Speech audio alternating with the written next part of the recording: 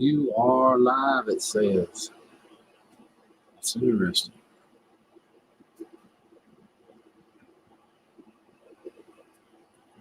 It says I am live.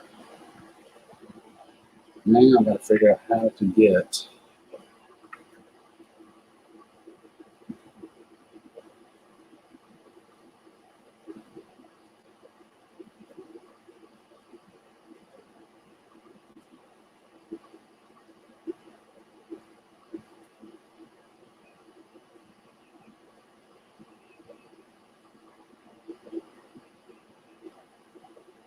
crap. Where's the stream? It's my first day on the job, y'all. I know it's here somewhere. Oh, I'll just use this one. Hey, Dave. Buddy, what happened? I ain't sure, Dave. Still trying to figure that out. I ain't awake enough to know what happened. It lied to you, Rick. It probably did, Bobby. I don't be a bit surprised it lied to me. I'm still trying to figure out what happened. With Dave's what happened. Good morning, Gene. Gene, good to see you. All right, where's all the buttons at? Here they are. I see them.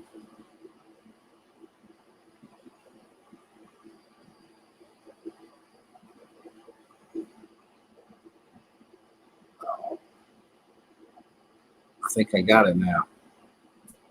It's slowly coming back to me. Good morning, Dana. Happy Wednesday. Is there such a thing as Happy Wednesday? Who knows? I sure don't. Playing with a new toy, Dana.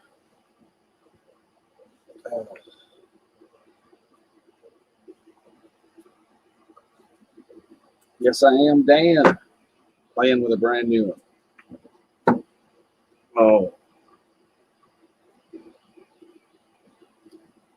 Called whatever the name of it is.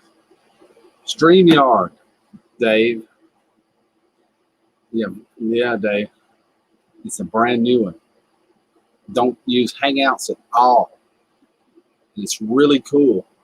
I get some people on here. I want you to see it. In fact, click that link. Click that link. See what I mean? Boom. Hey, Gene. How's it going, my brother? All right. I sure hope you're feeling better. You've been having a hard time, ain't you? Yeah, still am. Oh, Lord, I'm trying to get woke up. Morning, see.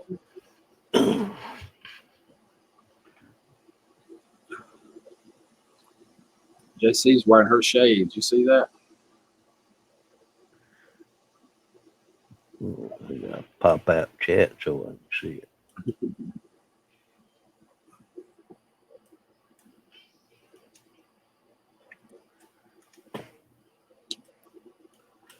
She got her shades on. She's ready to rock this day.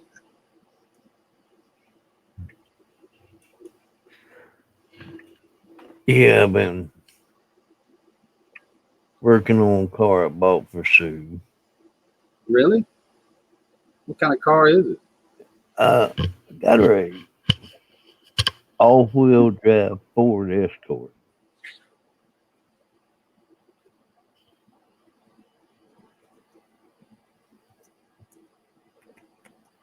I had to put an exhaust system on. Oh. That's a job. Yeah, the catalytic converters are made on to the exhaust manifold. You mean made? You can't take them off? Nope.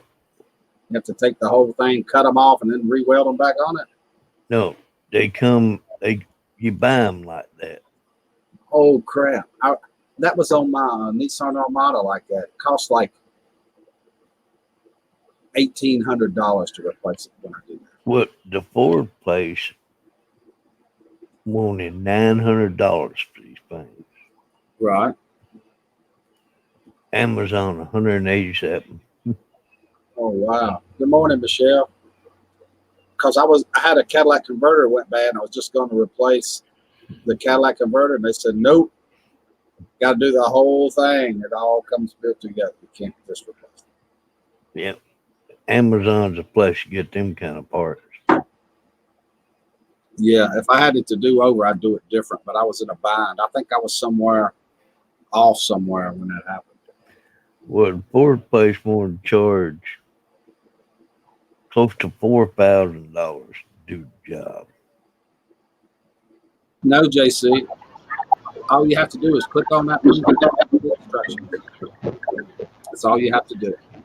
You don't have to download anything. Morning, Dave. Good morning, Bobby. Hey, how you doing? All right. There you go. Watch them. You know, them computers will lie to you I know it. every time. Have you tried this yet, Dave? Have you seen it before? No, this is a first for me. Pretty cool the way it's laid out, isn't it? It looks good, that's for sure. And I like the fact that you didn't have to download something. Yeah, you don't have to download nothing.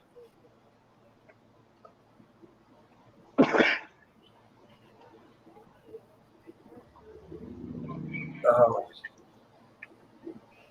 Are you going back to the donut shop or to work? Who? You. I'm not going to work. Screw that. I don't blame you. It's going to be too hot to go to work today. Oh. I thought you Canadians had that nice, cool weather. Beautiful. No, whatever. Past few days up in here has been a killer. No kidding. 90s it sucks, man. The humidity's so high. It could be 80 degrees and it still feels like it's 100. You know. Yeah, new camper's coming out pretty good. That one I'm redoing now. Are you still in Georgia? Gene? No, I'm back in Maine. Oh. Ruby Slippers. Good morning, Ruby. So what time did you cut off last night, Bobby? I fell asleep somewhere after Deidre put all that food and stuff in. I had to go get something to eat. I ate all that food and I fell asleep.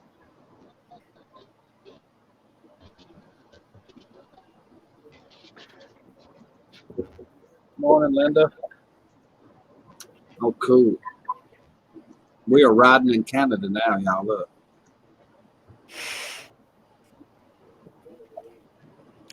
Yeah, Rick. I think total parts was about $350 I had to put into it. And I only give $400 for the car. Kirsten. Good morning, Kirsten. Yeah, it cost. I remember it being really, really expensive, like $2,000 expensive to replace them on mine. Well, I looked at the videos to do the front one, and everybody said take the radiator out. You don't. You drop the air conditioner compressor, you reach every boat. Oh. All right. I'll take a cup of that, JC. I'll take a pot. Yeah. Cup won't do, G. Now he's got to have a whole pot. Yeah, I'm on the third pot already.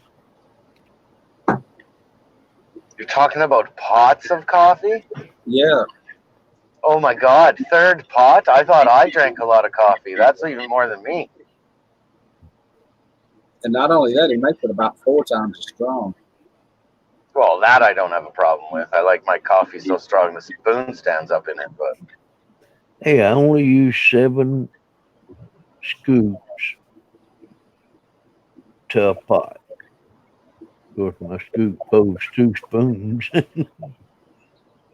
You tried going on your other channel and kept putting you back on your main channel. For some reason, it must not have got added, Bobby. Don't ask me, though. I ain't tried it yet. Probably the same thing happened to me when I tried. Morning, DK. DK's got some donuts and coffee. Michelle, this is my small cup. Yeah, That's a cup for good mornings. yeah. The bad morning cups, you just drink it right out of the carafe, right? That's what I do. It's a good idea.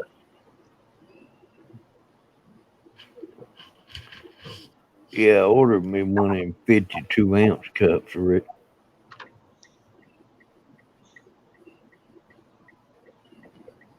I've got that.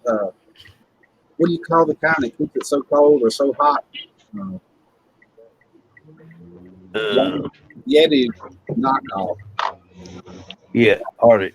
Arctic. It works great. Arctic, yeah, that's it. Now let's have a talk about those things. All right.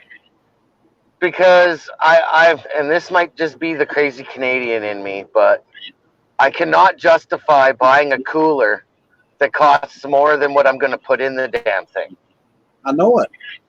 I looked at them at a store. A friend of mine was looking at them, and it was like $600 for the cooler. $600 for a Yeti, yeah. $600. Hell, I'm sorry, I'm going to go camping in the remote wilderness of Canada, and I still got to chain the damn thing up to my trailer because Sam Squanch is going to steal it. I know it. And here's my theory. Here's what I did. I looked at him when he bought one, not the big one, but he bought like the $200 one, which is still crazy, for a cooler. So I went to Walmart. I hate to admit it because people hate Walmart.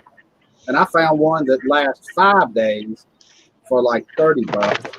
I'm using over there. You can put ice in it. It'll last almost a week. It won't last the whole week once you get it cold, but almost. It'll last 5 days.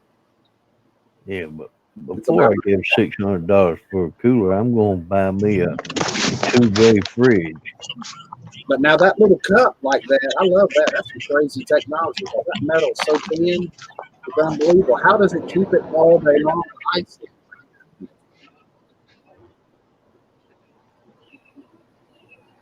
That's crazy. Well, how much ice can you buy for $500? An awful lot. I probably won't live that long. I don't even buy it. I make mine, take it with me most of the time. Top it off once in a while with a bag,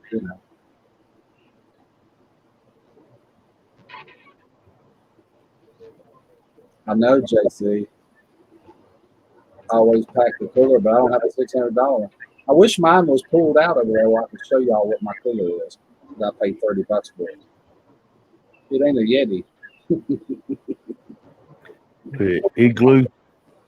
Something like that. It's really thick. It'll hold this stuff for 5 or 6 days. Easy. Yeah, Igloo will. And they're a whole lot cheaper. Mm-hmm.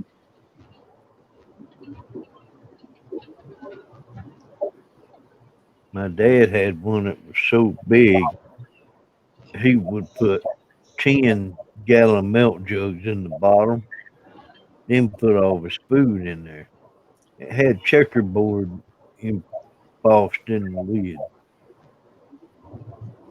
Enough ice for $500 to last almost as long as the cooler would. Yeah, that's what I'm thinking. That's what I think. That was Dave's point.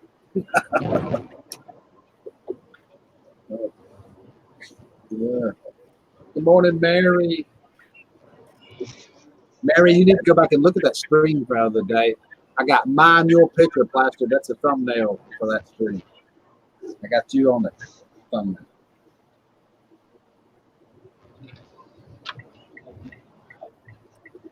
Let me see what mine is. I can't remember what name brand.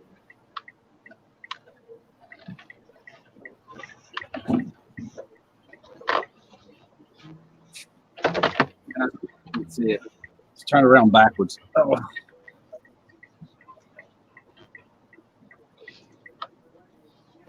No styrofoam. I know. How do they work though? That's thin metal. I mean, it's really thin metal. Makes no sense how it keeps it that cold or that hot all day long.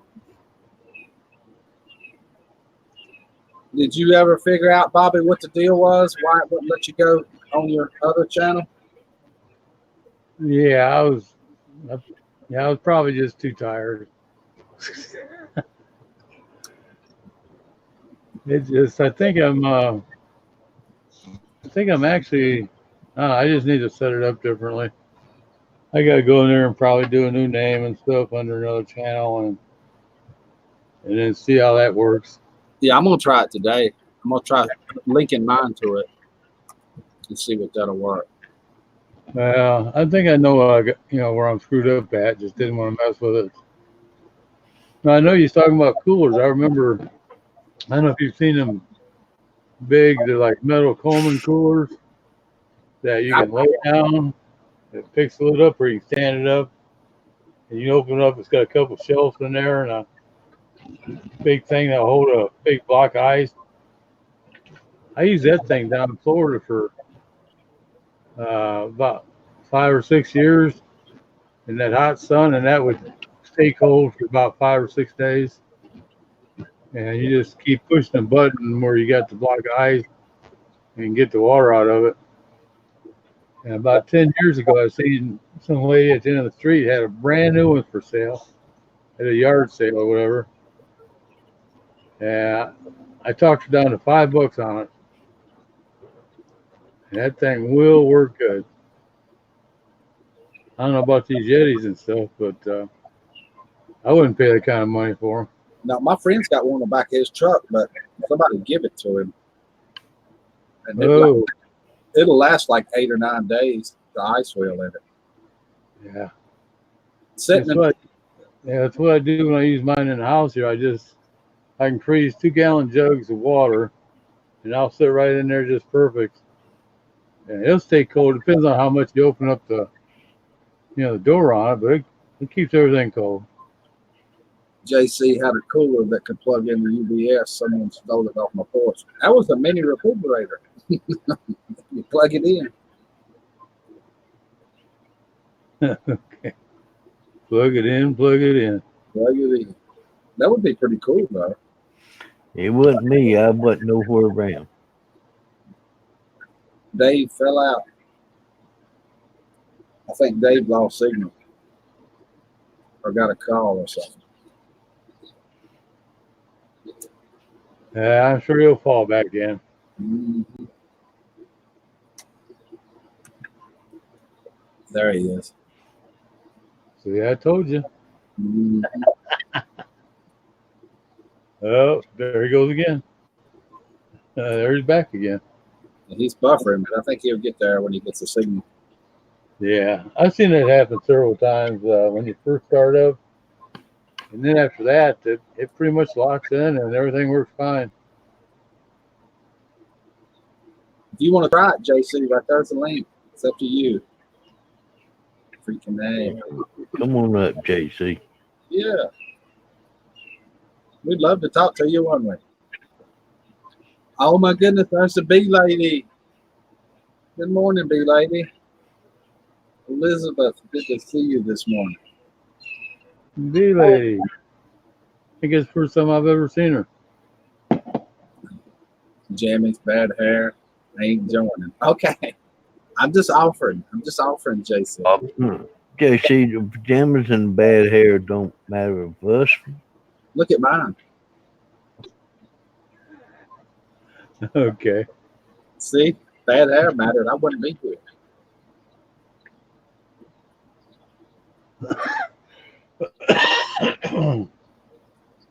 We're back riding in Canada now, thank goodness. I was getting used to it. He's got a pretty neighbor here to be riding around here. Yeah, I got a crankshaft sensor due today. On that new car? No, Kia Sedona. Oh.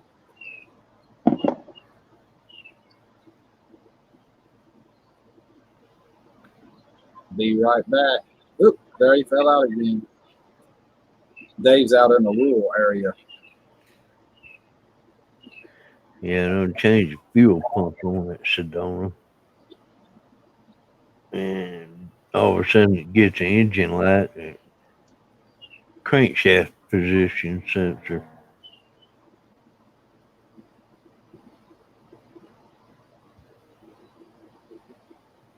Gene is the name of your channel.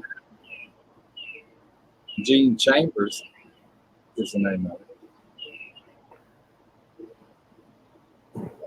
You remember her, Bobby? Yeah. As soon as I type that in, or or says something, I ain't awake yet. Me either. Not too good. I'm on my second cup of coffee, but the first one didn't do nothing. It didn't even face me. Now, I was surprised last night. I came back on my regular channel for a while, at about 2:30, and I couldn't believe Cruz was on there that late. I know. Me and Dietrich, that's was putting all that food in, remember? But I fell asleep. How long did you stay on after we did that when Grizz got there? I came on about 2:30, and Chris came on and stayed for about an hour and a half. He was sipping on a cold one before he went to bed. Right. I'm glad he got the dog back. Yeah, I guess what he did yesterday, most of the day, was he listed a whole bunch of more stuff on his YouTube channel to sell or whatever through Teespring. And I know today he's supposed to, his wife and daughter are going to be gone, so he said he could maybe get something done today. Yeah. B-Lay, this is the first time I've ever used it. No, she's known as the smooth talker, she said. She is, too.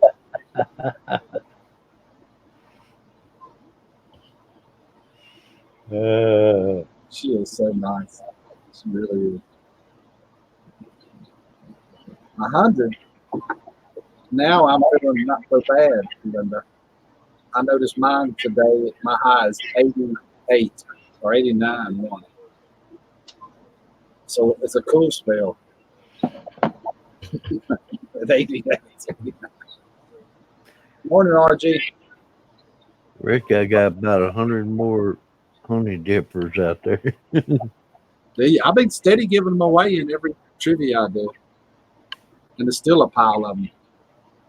I sent you a pretty good bit. Yes, you did. It's like a lifetime supply of honey dippers. Okay, we are talking about the stuff for bee honey, right? Yeah. Because they do have them other crooks they call honey dippers. Mm-hmm. Yeah. I need to send B-Lady one of those honey dippers. Just send it to her. I've got her address. Yeah, go ahead and send her one. I'll send her 2 or 3 of them. She can give some away too. Yeah, those are always nice to have. I used to keep a bunch around when I was raising bees. And next spring, I'll make sure I get some. I'll get them ordered around January. That way, I normally get them in about April in my area. About the middle of April, between the 1st of April and the 15th. I guess they got some new strains out there that's supposed to, Yep, that's me, B-Lay. kind of, keep up with stuff. Yeah, B-Lady, this is StreamYard. It's a program. Bobby started using it. He showed it to me, and now I'm using it on my channel. You just go to it. You don't have to download anything. You just click on it, and there you are. That's it. I want one of those honey dippers, Rick. I'll trade you a donut for it. All right. Did he say a donut or a box of donuts? No, it's just a donut, I'm sure. She don't live too far from the donut place either. Hey, Rick, I want a honey dipper from you. Yes, you did. Sure did.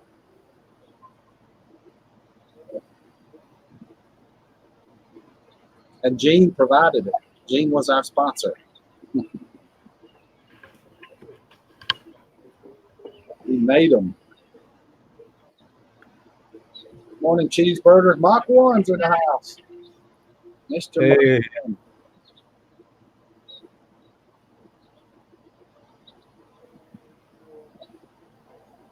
I need a good webcam. The one you can get one of those. He looked them up the other day. That 922 for $60 on Amazon. I paid 30 for the 7-something Logitech at Walmart. I just figure it so it can be used like Google Chats, which is going away. Yes, we're all replacing Hangouts with this since they say it's leaving. They say Google Chats is gone. heck, if I would have run across this before, I would have never used the Hangout to start with. Me either. I like the way it's laid out. You can see everybody. Oh yeah. Well, Rick, I'm gonna have to go get my day started and making her a pot of coffee. Thank you for coming. Yeah, no problem, buddy. Appreciate it. How about Bobby? You have a good day. Rick, Yeah. have a good day. Yeah, you too. It's great seeing you, Gene. I guess I could, since everybody's asking about it, I'll showcase the StreamYards.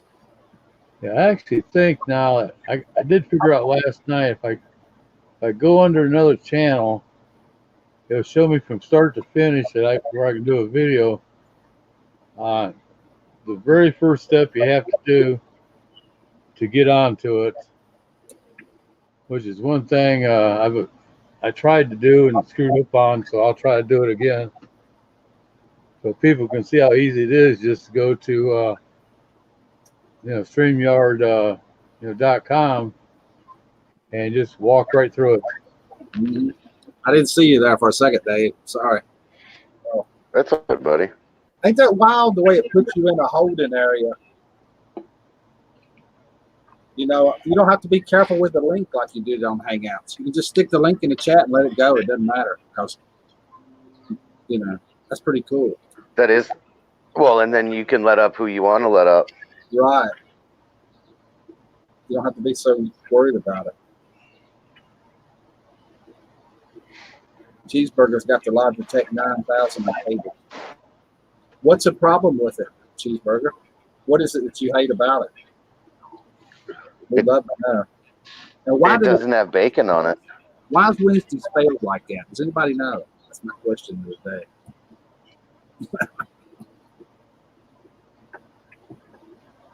Oh, Lord. So how are you liking the new place, Dave? Say that again?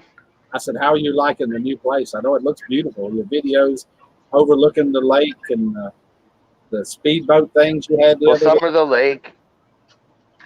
Some are the lake and some are the down at the St. Lawrence River. Mm-hmm. So some are right here where I'm at, and then some are about 15 minutes away down where I can go look across the river at you guys in America. America. That's right.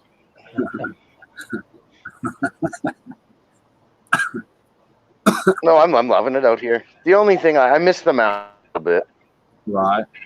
I bet you do. It's beautiful. But both places are beautiful that you were at. Well, the one you moved from and that one are beautiful. Yeah. B-Lady, that's the second person I've heard of that's answered those emails and got locked out of the YouTube channel. The other one was a bigger one, too. What was his name? He went off of YouTube for the next 2 or 3 months. It put him in depression. He's going to go see a psychiatrist. I mean, I can't remember who he was, but what was his name? Like, I can't remember. First thing to do. So, Rick, if you don't mind, I got to promote one of my buddies, YouTube buddies. Yeah. So, what's today? Wednesday. Today is Wednesday, July 9th. For anybody out there that used to watch the show Men on History, it's coming back tomorrow. And there's a couple of YouTubers that have been thrown up on that show. One is my buddy Logger Way. I'm wearing his gear right now. And Buck and Billy Ray out of Vancouver, off the island. Very cool. So make sure you go check that out. some YouTubers that have made it to the big time. The first one, though, what was the name of it? Second one's Billy Ray. Buck and Billy Ray Buck and Logger Wade. Logger Wade. So check them out on the History Channel. They have made it to TV, y'all. Another channel they got. Logger Wade is down there in Derby, Indiana.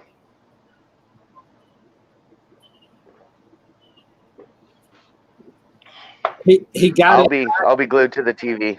Right, me too. I'm gonna watch it. I can get history on Roku. Sure can. The guy I'm talking about, B Lady, got his channel back, but he had to jump through hoops to do it. I mean, it was devastating to him. They changed his layout, changed his videos, put all kinds of crap in it. They really messed him up. He was a larger YouTuber too. Larger YouTuber. Don't answer those emails, or the phone call, or the text that look funny. None of those. You don't know it.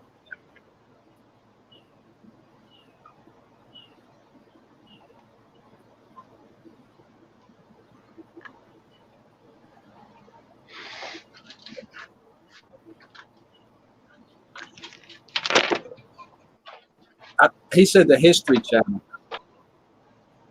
Oh, you're both out here now. Yeah, he said the History Channel. Yeah, maybe she'll get it back. If you got to really work to get it back.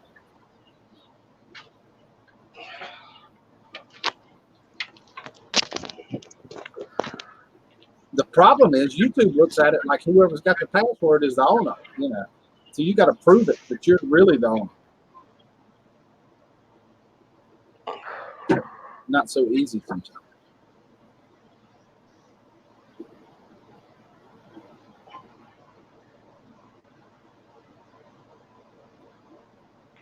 Oh, you got the fur baby with you, don't you? Yeah. She got kicked out of bed. She had the double security to sign in with her phone. Also, that made it so they can't do stuff. You had to use your phone as the backup to send you the password in a text. The double back, triple thing on the bobber. Whatchamacallit.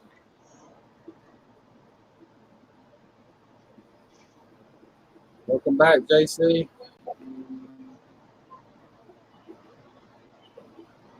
Yes. All of Google has that backup phone where they can text you just like a bank account. Just like a bank account.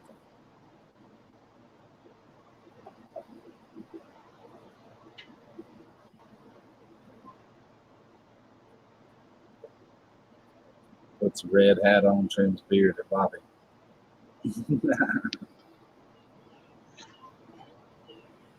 Bobby ain't gonna let you trim his beard, cheeseburger. Okay. Actually, I've actually trimmed it a couple of times in the past year or whatever, and I gave away about 6 inches each time. Where did her wrench go? These ladies have a wrench forever. How is that possible? It's not there.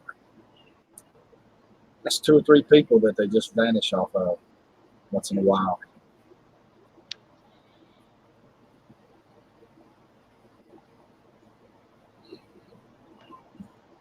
Yeah, that must be somebody on cell phones that are just dropping service.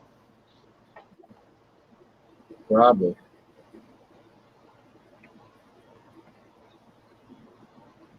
When the day and time is the history show, and who are we looking for? Looking for Buck and Billy Ray, and oh crap, I forgot the other one already.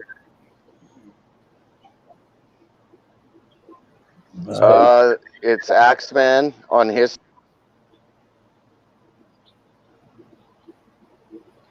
He faded out, but he was saying that Axeman, you know, the History Channel show Axeman.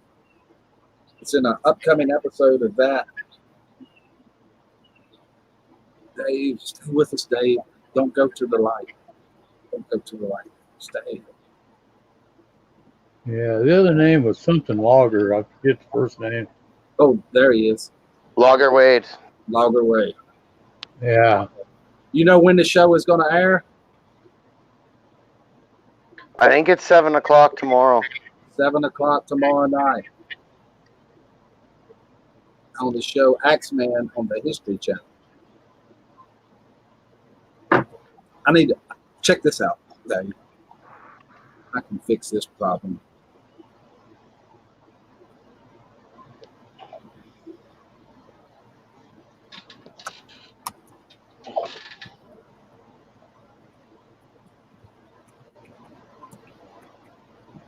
Logger, what was his name again? Logger Wade. Logger Wade and give me the Buck and Billy Ray. Buck and Billy Ray.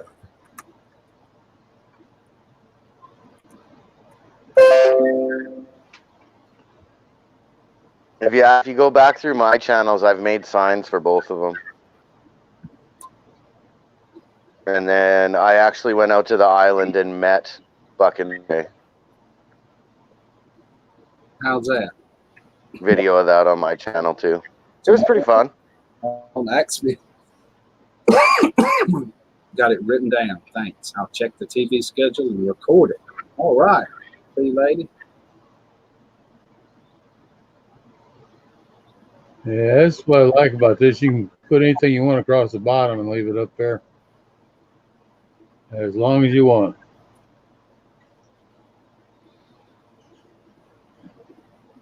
And it's right under you promoting it. It's right under you. Oh, there's a fur baby. Hold on, we got to see that. Oh, Now that's a cute one.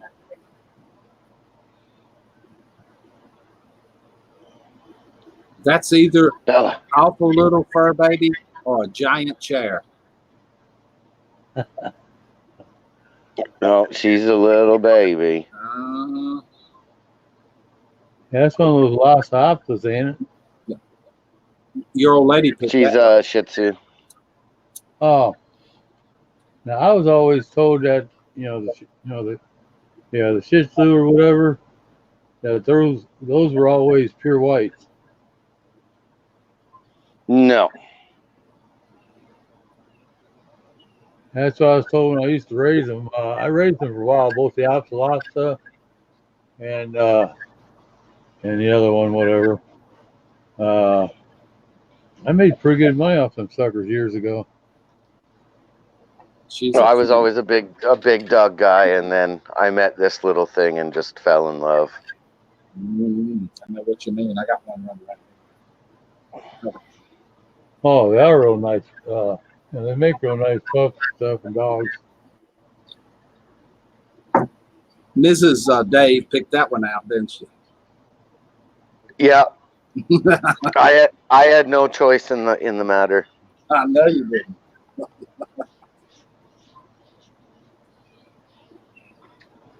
No, the day she went and picked the puppy up, I was at work and having a terrible day, and I was working down in a hot, and she calls and says, "Come upstairs." So I come upstairs and come storming up the ramp, mad hot, and then this little face is looking at me out the window, and my heart just melted.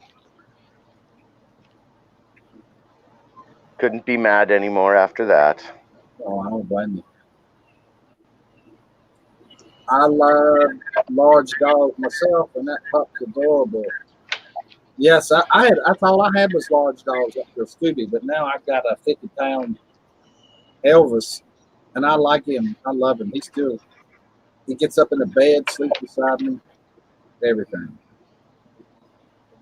Absolutely love him. And he seems little compared to all the other ones I've had. Where is that mutt? Oh. Where are you, dog? Okay, there he is. I said that, and he looked up, took off like he was looking at some. I learned something too. I went to Dollar Tree the other day and bought tennis balls for him. Don't get those; they won't last 5 minutes. We'll chew them up. Apparently, he only likes Spalding. Well, isn't Kong making tennis balls now? Who? Kong? I don't know, but if they bigger and better, I want some. I thought they were. Thought I saw some Kong brand tennis balls out there. I'm going somewhere. I know they're the red and black roly-poly toys that they make are some of the best that I've ever had. And you get the black ones that are extra tough, and if your dog destroys them, you just take them back to the store and they give you a new one. That's what I'm going to do right there. That's exactly what I'm going to do.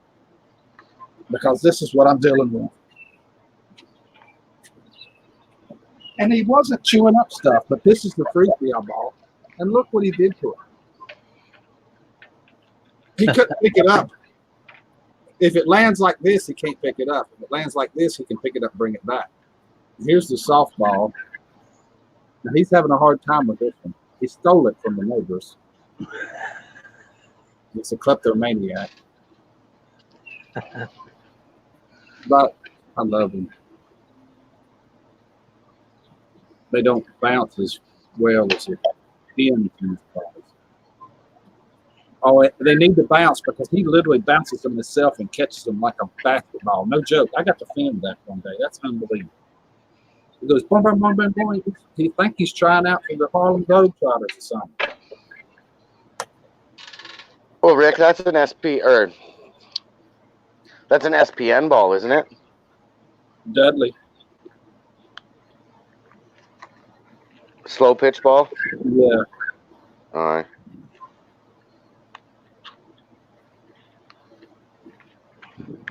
It's all synthetic. That's something I'm glad I don't do anymore. Softball. Yeah, I play slow pitch. Yeah, I coached and helped for years. Oh my goodness. Keeps you busy all the time. It's fun though. Oh, it was. I'm not arguing. It wasn't fun. It's just It's a work. You start out a non-competitive team, and the next thing you know, you're going to tournaments 2 weekends out of the month, and it just gets to be too muchy. Same thing happened to basketball too with the church team. They got pretty good, and next thing you know, we're playing in tournaments all over North Carolina. And you're gone all the time doing it.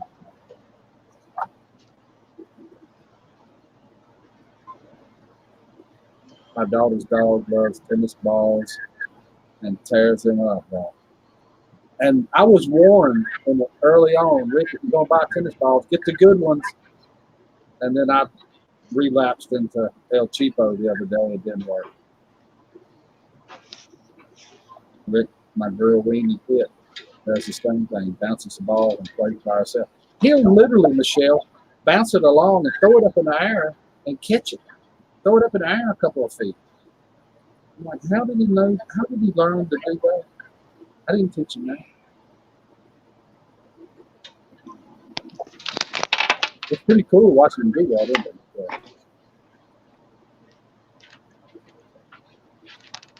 I think softballs are hard to hit, so you don't get the distance like you do with a hard ball.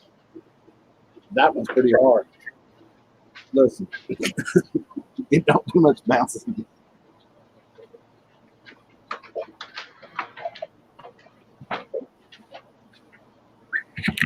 Look at here, buddy. See what I got? Go get the ball. Go get the ball.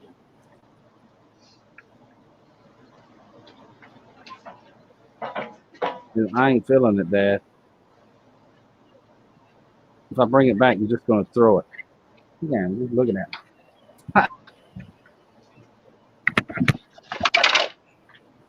Elvis don't want to play ball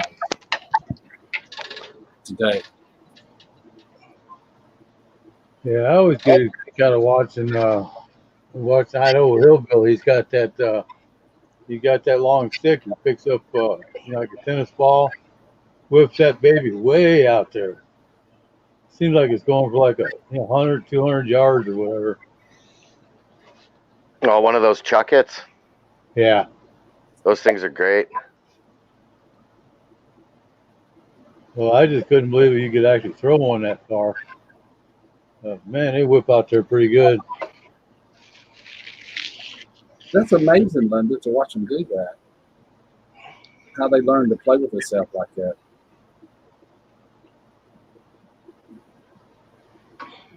Well, that just makes intelligent dog, or he's off the board. Yeah, I don't know which one.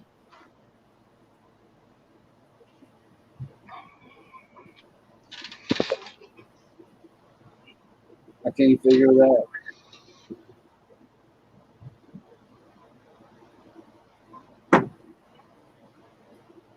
Oh Lord. Okay, I gotta move. It's getting hot here. Sunshine. I noticed you took that jacket off. Yeah, the hoodie had to go. It was 71 when I looked at mine early this morning. Let's see what it is now.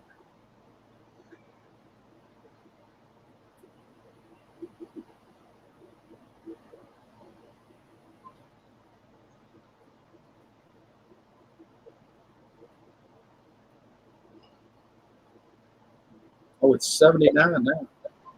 So it's warming up.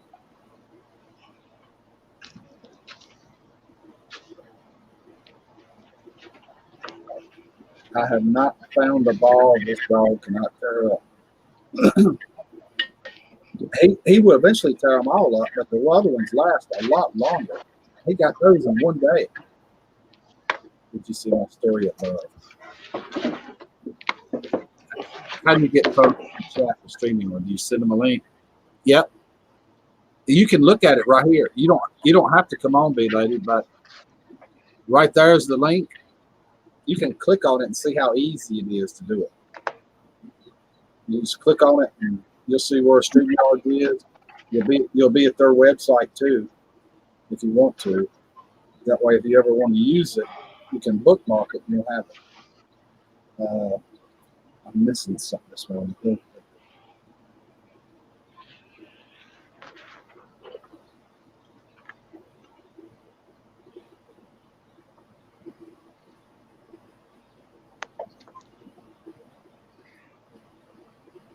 If anybody has the link to StreamYards, put it in the chat. Yep. What JT said. What is it? You can have 6 people up at one time? Yeah.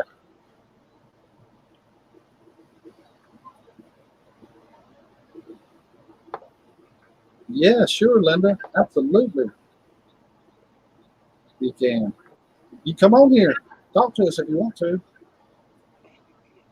Be happy.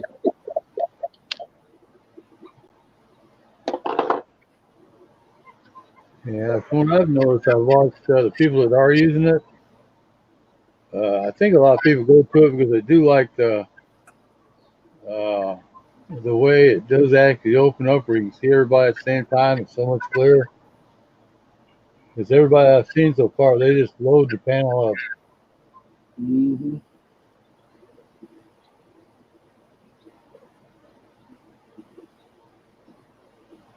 Yeah, Everybody's clicking on that name. yeah, I checked out Grizz's channel last night to see what he was putting on, because he said he worked just about all day putting all kinds of stuff in his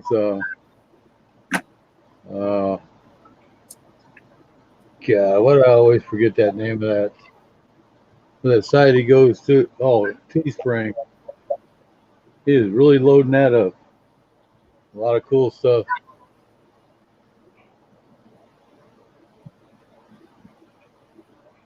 That's the link to get on this broadcast right here. This broadcast. But I think you can still get to StreamYard from that link too. I think. I'm not sure about that. Let me see.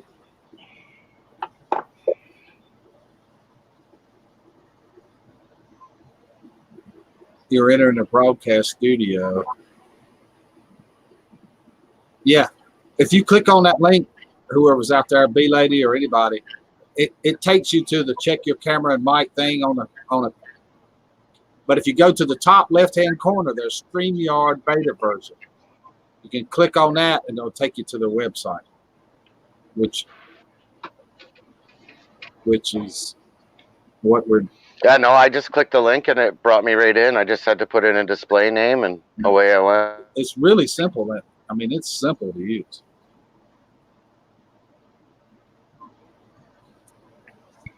I'm thinking it looks like to me it uses less bandwidth than Hangouts. Well, it's a heck of a lot easier than Hangouts was. Yeah, way easier. And you don't have to load your computer down with a bunch of crap like Hangouts does. I still use Hangouts because I've talked to so many people through the messaging part of it, you know. Even if I use this to stream with, but I'm using a bunch of them nowadays. I'm using Streamlabs OBS and just regular OBS that I got set up for the radio show, and then this, and who knows. But I'm getting turned off with Hangouts because there's so many glitches in it where they're not keeping it up, keeping the software up.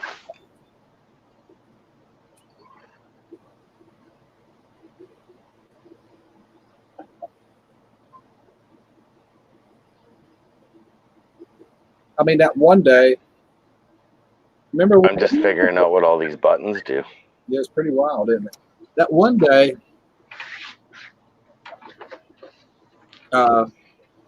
remember that camera came on. I know they probably think I did it, but I didn't do anything. I was just sitting here. I didn't have my hands, you know, on the computer. Camera? What? Remember when me and you and Grizz, and there was 2 or 3 of us together today, and that camera came on? I did a video on it. Pick a Rick. I'm working on not using camera. Yeah, that was funny. You don't need the camera. That's fine. You can just talk to us. Hey, Robert. Morning. Can you see chat? Dave. Robert says good morning. Oh, we've got a... Rick, I think I'm lagging a bit. I'm gonna...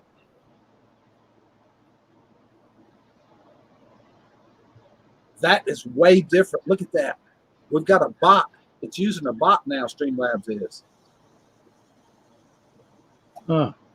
Robert said, hey, Dickard, which is Dickard with Dave's name. I know I see what's going on, Dave. Your internet was starting to fade, bandwidth was starting to fade. And it said, Robert Frigate, please refrain from using foul language. There's a bot in there now. Streamlabs bot in the chat.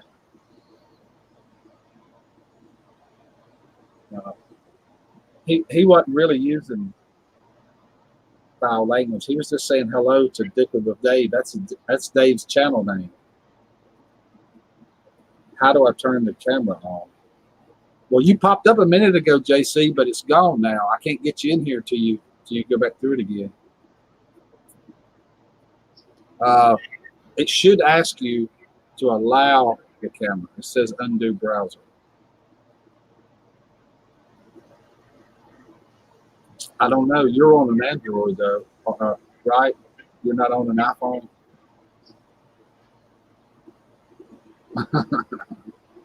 B-Lady's trying to turn it off. JP's trying to turn it on. There's a conflict of interest there.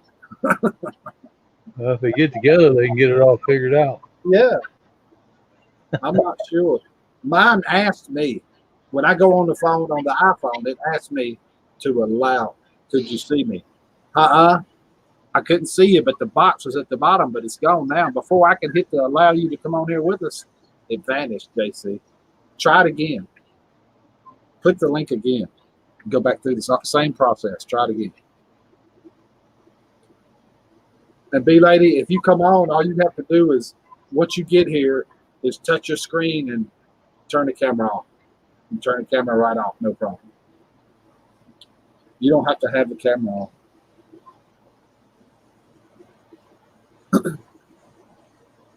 Hey, rookies out here. I just put tape. Yeah, that'll work. I'll hold your finger over it.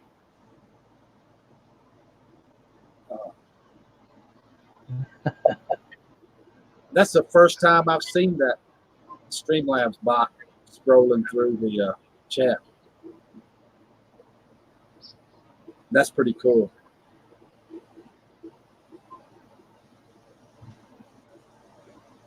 That is pretty cool. I have a Band-Aid over my camera. I used to put tape over the one on the laptop. Sure did. I didn't want the black helicopter watching me. Y'all know what I'm talking about. Y'all know exactly what I mean. Yep. Next thing you know, I'll be picked up off the ground. Okay, I'm a conspiracy guy. I know.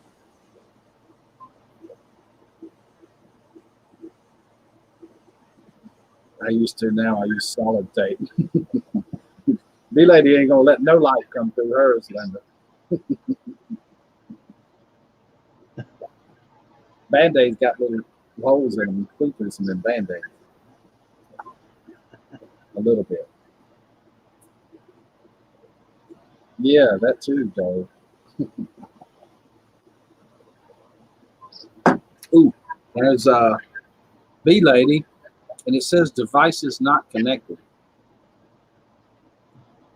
It says your guests will need to connect a mic or cam before they can be added to the stream. You got to allow at least your microphone hooked up. Your mic's not hooked up at all. B-Lady, you may have to go into your settings and allow it.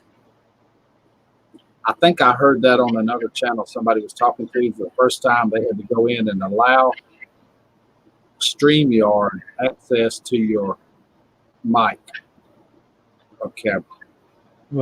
Yeah, it'll give you a list of whatever, under settings, it'll give you a list of what cameras you have, and you click on the one that you want to use.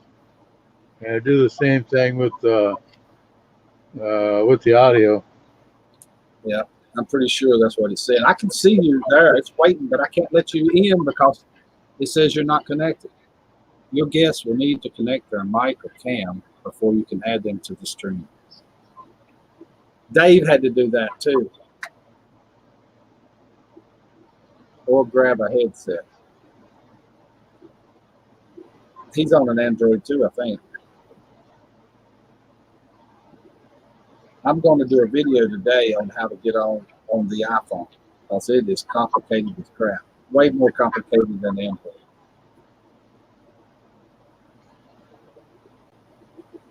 Yeah, I've heard people talk about it, but since I don't have one or don't use one, the only way I know how to do it is just by PC. Ooh. Anything with Windows. Hello, Linda. Hi, Rick. How Hi, are Bobby. you? It was easy. I thought it would be. Now maybe you can tell everybody how you got on. Maybe they can help follow it, like B-Lady and JC. Just as, like Bobby said, the setting things and just let it check the microphone and the camera, which is blocked. I look awful this morning. And it hid, I'm here. I think I clicked 3 things. So much easier than Hangouts. Way easier than Hangouts. All right, say it one more time. B-Lady asked, how do you do that?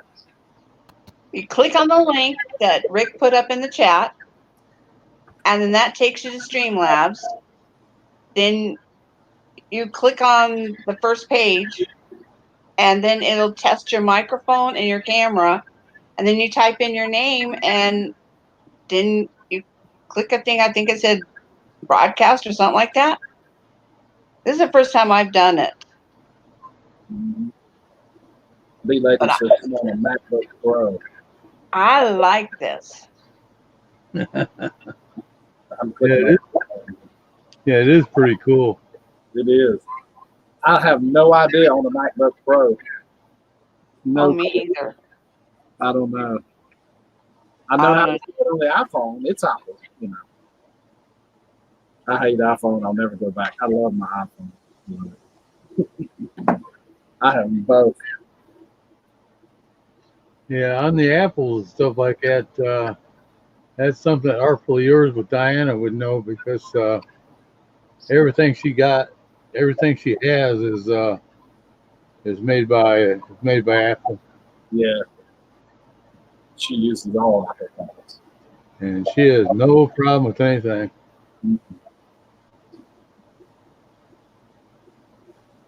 Mine is a laptop by HP. Yeah, I got a Dell. They're basically the same, though. Yeah, I think Dell and HP are about the same. Mm-hmm. Yeah, I do all my all my shows and everything off of HP laptop. Even though I got a big gaming computer, I like laying back like this and using the laptop, and it's been working great for me. Yeah, that's the same with me. I've got the gaming computer in my office that I do all the mainstream from, like the trivias and all the heavy duty ones. Ooh, there's B Lady. She made it. Oh, I get to talk to B Lady. I haven't talked to her yet. Now, what do I have to turn off to hear everybody? I can't can hear anybody. Wait a minute. Yay! Yay, B Lady. Hi. You made it. Linda! Okay. Oh, she can't see me. I was waving. Oh. So how do you do this? You too. How do you do this? Wait, how do you leave the screen? I mean, how do you leave? How do you fix the sound? You'll have I to turned mute. my other chat off. I Yeah. muted the other chat. Oh, the other chat. Gotcha. Yeah. Okay, I did that. Is that it now? We can hear you fine. This is like rocket science. I need a Diet Pepsi. Hold on. This fridge is right here. Oh, Linda, hey. hey. I hope Dave doesn't try to get. Oh no, he's got room. 1, 2, 3, 4. So this is it, huh? Yeah, this is it. Did you see my note about the bees? Our bees? What happened? They don't. It's men, Linda. I'll tell you. So we started. It's way up in the chat. We started with. We went into the winter with. Where's my note? 29 beehives. And in the spring, we lost 6, from the snow and the ice and everything. And then these bees, I don't know what's wrong with them. They went nuts. They're crazy. They're like all over the place. And so they started swarming. Well, because we have like 14 acres of woods back there, they didn't get very far, Linda. They would take off right in front of us, like zoom. Okay. Oh, wow. So we always knew, we went and we got them. They'd swarm, we go get them. They'd swarm, we go get them. So we got 9 swarms. My husband got most of them. And then we had to split them because they did things I've never seen before. You'd open the hive and they'd have queen cells going up off the frames and down off the frames. They have queen cells in the supers and the deep, like 7 or 8 queen cells, which is rocket science to do unless you understand bees. And in other words, Linda, they had all these. Think of a cocoon for a butterfly. Yeah. So they make those cocoons when they say, okay, we're leaving, but we're going to leave a cocoon so that another queen can form. So there were so many bees, we split them. And so we split 14. So now we're up to 46. Oh, wow. You're telling me. I love catching. You want to take care? Huh? I love catching swarms. I built me a telescoping rod with a bucket with a giant gene bag on the bottom of it where I can catch them in, turn them upside down, and shake them into the hive. Run that by me again. I built me a swarm catcher out of a tidy bowl kitty litter bucket, hooked onto one of those telescoping rods that you trim trees with. Yeah. I mounted that bucket on the end of that rod, and I took a jean skirt and sewed the end of that skirt up and made a bag to hook on the bottom of it. And What did he sew, Linda? A skirt? Yeah. Sounded like it to me. A piece of material? A blue jean skirt, woman's skirt. Where'd you put the skirt? On the bottom of the bucket to catch the bees in when they fall into the bucket. They can't. Oh. And did it like come up over the top of the bucket, like it kind of lined the bucket? No. Oh, you just wanted them to have a soft landing. That, and when they get down inside the jean bucket, they can't fly out or anything. Then you just turn it upside down and shake it. Old guy that taught me bees had one, and I duplicated his. Wait a minute. So the jeans are like just on the round part on the bottom? I can go get it if you want to see it. Linda, do you understand this? No, but I don't understand much about bees except there's. Well, Linda, just because people are beekeepers does not mean they know everything about bees. I tell people that there's no such thing as a bee expert. That's right. And you see people out there go, like this one lady, I don't know where I met her at. She says, "Oh, I hired an expert to take care of my bees." I said, "Really?" Well, I could take care of them just as well as an expert, right, Bobby? You know anything? For sure. Huh? Oh. Linda, there's no such thing as an expert about bees because they'll do something the next day that you never thought they'd do. But Exactly. So tidy bowl, I got that part. Bucket, or you know what? Something, of course, these would be heavier, like those, those white buckets, Linda, those gallon buckets. Yeah, I know about those. Yeah, you can go to a grocery store. That's what we did. You go to a grocery store and ask for one that's food grade, and they'll give them to you if they have them at the end of the day because they're what do you call it? They're oh, you can't see the chat on here. I'm gonna go get that. I want you to see it, lady. What I'm okay. Can you see the chat? I see private chat. What do you see, Linda? Private chat. Yeah, go to the chat okay, open, well, so kind of keep up with it. Yeah, go to your YouTube. Oh, go to YouTube. YouTube and pop it out, and then you. Oh, I see. And then you can just like you did on Hangouts. Oh, so then I got it. Oh, hi everybody over there. We made it. Okay, but anyway, I wonder if he welded that on there. You know what, Linda? Oh, there's Mark. Hello, let me say hello. Yeah, okay. You know how you always have to take your jewelry to have it soldered? Well, I do, because I'll look at a charm or something and say, oh my goodness, this isn't going to work or something. It's going to fall off. I got me a battery operated solder, Linda. Mm-hmm. Wow. I don't know. I mean, one of those. I've taken things to have it, jewelry to have it soldered. Yeah, I do too. But I thought, let me try this. Now I don't know anything about it, but I got two types of wires that I got it off Amazon some time ago, and then I had to go on YouTube and see how you do the soldering. I don't know. I still haven't done it yet. And then I got one of those magnifying lights that you clip the thing. It's a little thing, on so you can see what you're doing. Because, when I see people soldering, how they have the eye things on and everything. Oh, yeah, that jeweler's loop thing. Yeah. And I'm thinking, I'm not going to do, I'm not going to do anything that's going to danger me. Because, so I got one of those. Bee lady. Huh? Oh, there's the bucket. Oh my God. Okay. I see duct tape. I can handle duct tape. Well, I see. Now, wait a minute. Oh, okay. Got it. Hold on. Let me have Mark see. Mark, come here a second. Okay. So those jeans are like the jeans make up. You can't get out of those jeans, right? It's a woman's skirt. And there's no way out, right?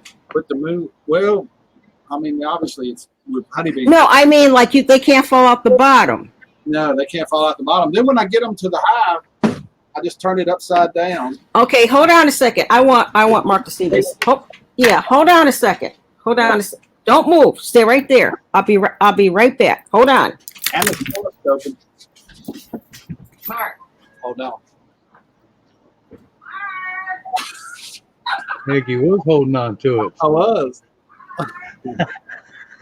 When she comes back, I'm gonna mess with her and say, "Nah, I don't want to do it now. I'm tired."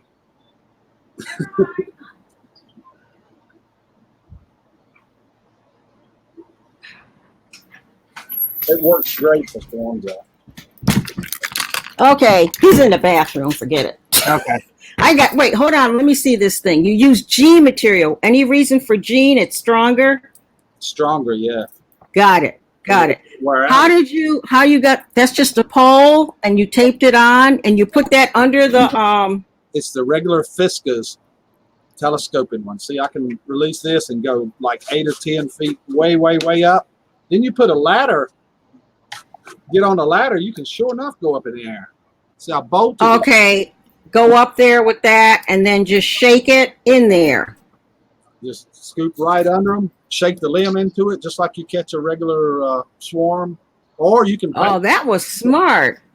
But where'd you get that idea from? The old guy that taught me beekeeping had one similar, a lot smaller, made out of a 5-gallon bucket. And I said, well, if I get this, see, it bends. I can kind of bend it around. Yeah. Stuff if I need to. Linda, do you have cats? Yeah. No, I don't have. I have a dog. I don't have a cat. Yeah, we have 2 dogs because that looks lighter than a gallon bucket. It's a lot lighter and it's easier to get them.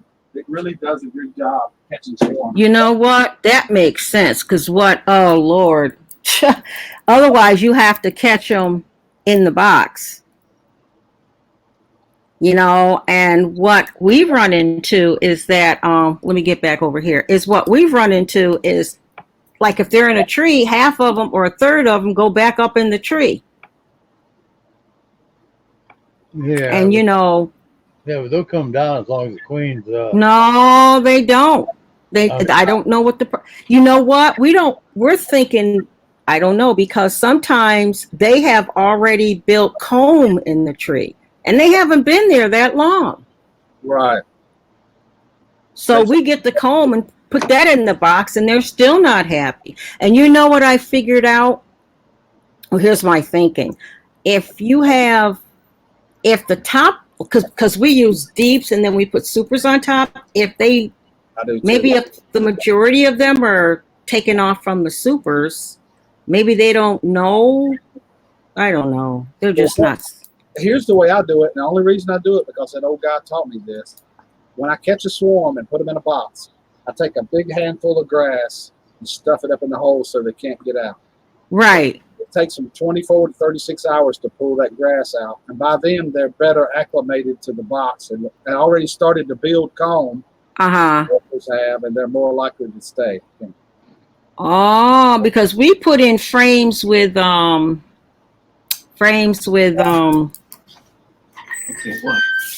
he was showing me, I'm in their chat. He was showing me something he made to catch swarms. It's brilliant. An old guy that taught him beekeeping showed him.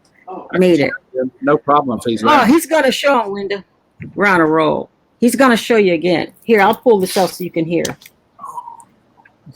Okay. All right, we're ready.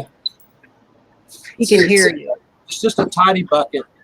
It's a tiny litter bucket.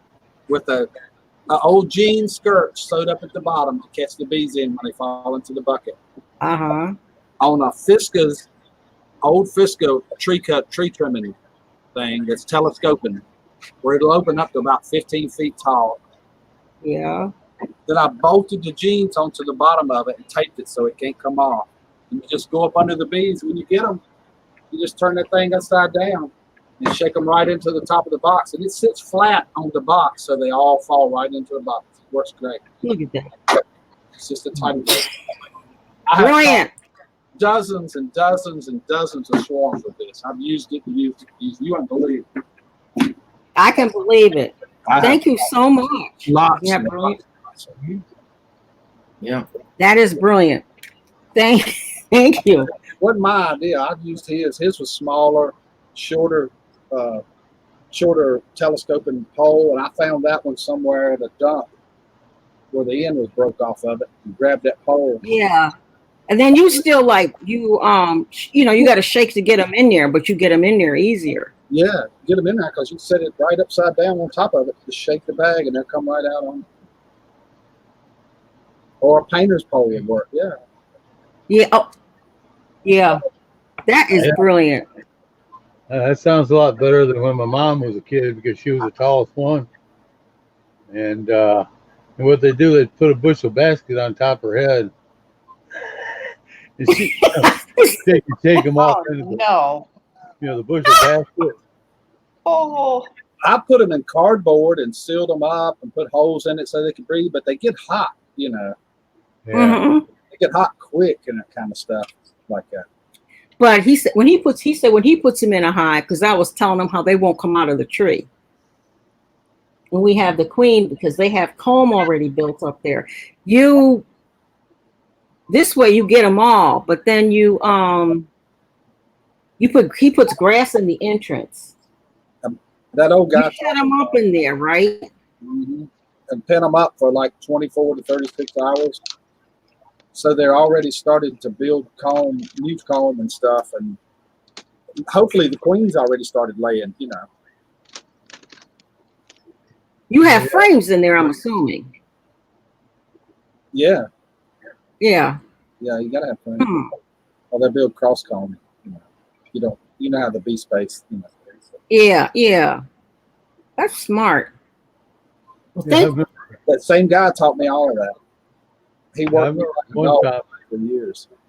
I remember one time I had a swarm got up about 40 feet on top of a tree, and they were hanging on a small branch, just hanging there. I'm like, how am I going to get these things down out of there?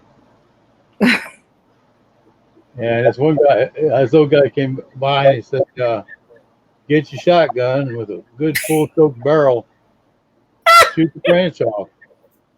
Oh my. Do what with the branch? Shoot it. Oh, shoot it. The branch. Shoot the branch off. And so we took and tried to guess exactly where they were going to land and put a beehive down there. And my guy shot that, landed right on top there, and just shook everything right off inside the box. I had one. You had to hit it though to get it to fall. Well, yeah, you got to hit the branch. You go back, 2 or 3 feet on the branch. And just get a good aim at it. He'll cut that branch right off. I had one 100 feet in the air that I actually used a fishing rod and caught that swarm with a fishing rod. Would you pull the rod? You pull it down with a fishing rod? I don't see how you reach what you. The name of the video is "How to Catch a Honeybee Swarm with a Fishing Rod." I'm not going to watch that thing. What did you do with the? My channel. How to catch. You take the fishing rod and you. What are you hooking? The branch? I ain't gonna tell you. You got to go watch the video. I'll Google it. Come on, Mark's right here. He wants to know how do you do it with the. We got to go down there and fit. What are they doing underneath the hive now? You will love that video. How to catch a honeybee swarm with a fishing rod. Well, maybe if it's a quick video. Yeah, it is quick. Under the hive. Yeah, we got bees under the hive, we got bees in a hive. There's a whole bunch underneath the hive. And that video is designed for when your honeybee swarm is way, way, way up in the tree and you can't get to it. That's what that one's for. I got that one, but did you ever have bees living underneath the swarm? I don't think I understand. What do you mean under the swarm? Okay, you mean underneath the hive. I'm sorry, underneath the hive. Oh yeah, I've had them do that.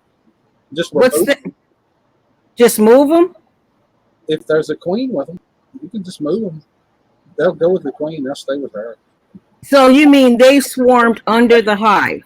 Sometimes they'll go anywhere. Under the hive, on the side of the box, on the side of the house, in the eaves of the house, up in the tree, anywhere. You never know where they're going to go. They might go 5 feet or or 5,000 feet, but they So usually if they're close. okay, because that's what Mark was saying. He was saying he's gonna just take what's under there and put it in another box. Or if it's a real small wad, you know, you use that newspaper method where you acclimate them to another hive. Okay. You gotta put them in another hive.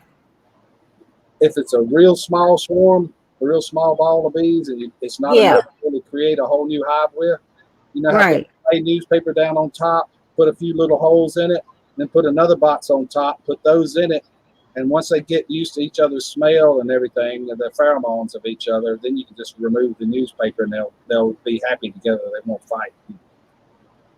What's that like? 7 days or 5 days or? Okay, wait a minute, but you do that when there's not a queen in that small group, right?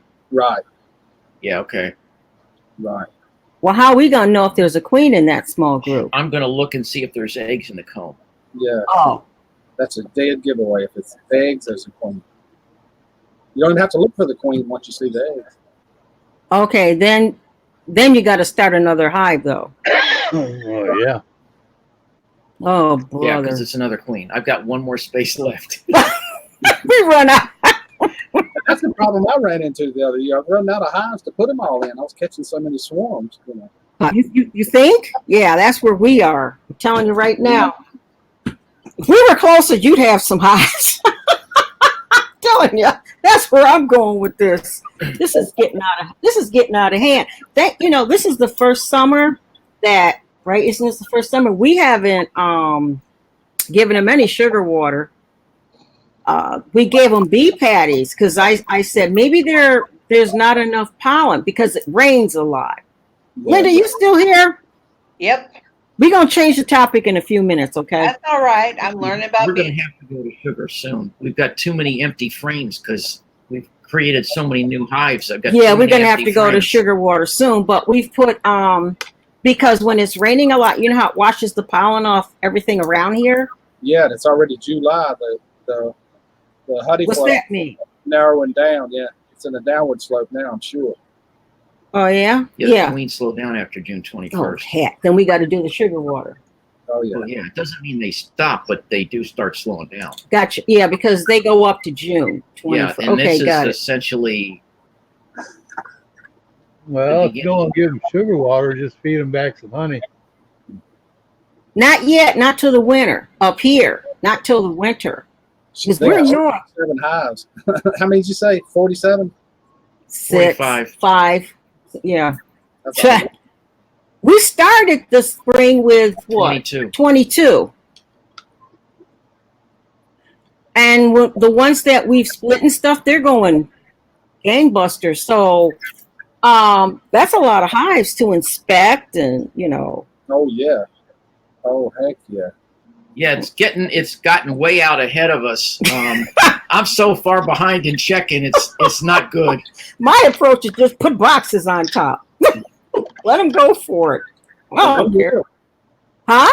They will too. I've got them sitting out there now with 1, 2, 3, 4, 5, 6 boxes. I can see 2 deeps and 4 mediums on top of one sitting out there right now. That's taller than you are. You got what? 2 deeps? That with it, yeah. 2 supers and 1, 2, 3, 4 or 5 mediums that I can see right now. On one hive? Yeah. To try to keep them from swarming. He's trying to keep them from swarming. Some people I've seen them where they're 8 feet tall. But because you don't want to split them, is that it? I didn't want to then. I didn't have time. I couldn't keep up with it. It's so Yeah. Well, what about? Well, you don't get snow down there, so you can do that. Well, you do, but you have to do something before I had winter. to do splits to stop the swarms because I had surgery and was just set back. I couldn't do a lot. He had back surgery, so I was doing every hive I went into, almost every hive had swarm cells, many of them sealed. Right. And so I had to split the hive to stop the swarm. And it still won't stop them though. I mean, you can split them and it slows it way down, but they still swarm anyway. Some of them do. Why is that? It's their nature. It's a reproductive device. not only do they have little babies, but they take one beehive and make two out of it. That's another reproductive device, and that's their nature to do it. Once they go into that swarm mode, you can't stop it. Yeah. Yeah. That explains a lot. Yeah. Oh yeah. I've heard. So Yeah. what are you going to do when the winter comes? Just have like a 10-box hive? Me? No. I'm gonna do something else. I don't know. But that hive that I'm talking about, I don't have any bees now. That was from last year. That's just one. I don't have Yeah. any. No. Well, yeah, because you have to wrap them in something or do something. But here, it's warm enough here. I don't have any problem at all. Oh. I never wrap them, never do any of that. In fact, I put a little piece of something in the top to give them just a little bit of air to keep it flowing so they don't build up moisture inside of it. Yeah. Yeah. Which state? North Carolina. Oh well, That's why. Yeah. You're up here in the Amazon, whatever. Yeah. No, we're not in the Amazon. We're close to the Yukon. You know what I'm the Yukon. Yeah. The Arctic. Yeah. I like that bucket idea. I'm gonna go to the other screen. Okay. Wow. Well, thank you. Thank you. Yeah. We all learn from each other, you know. Yeah, that's true.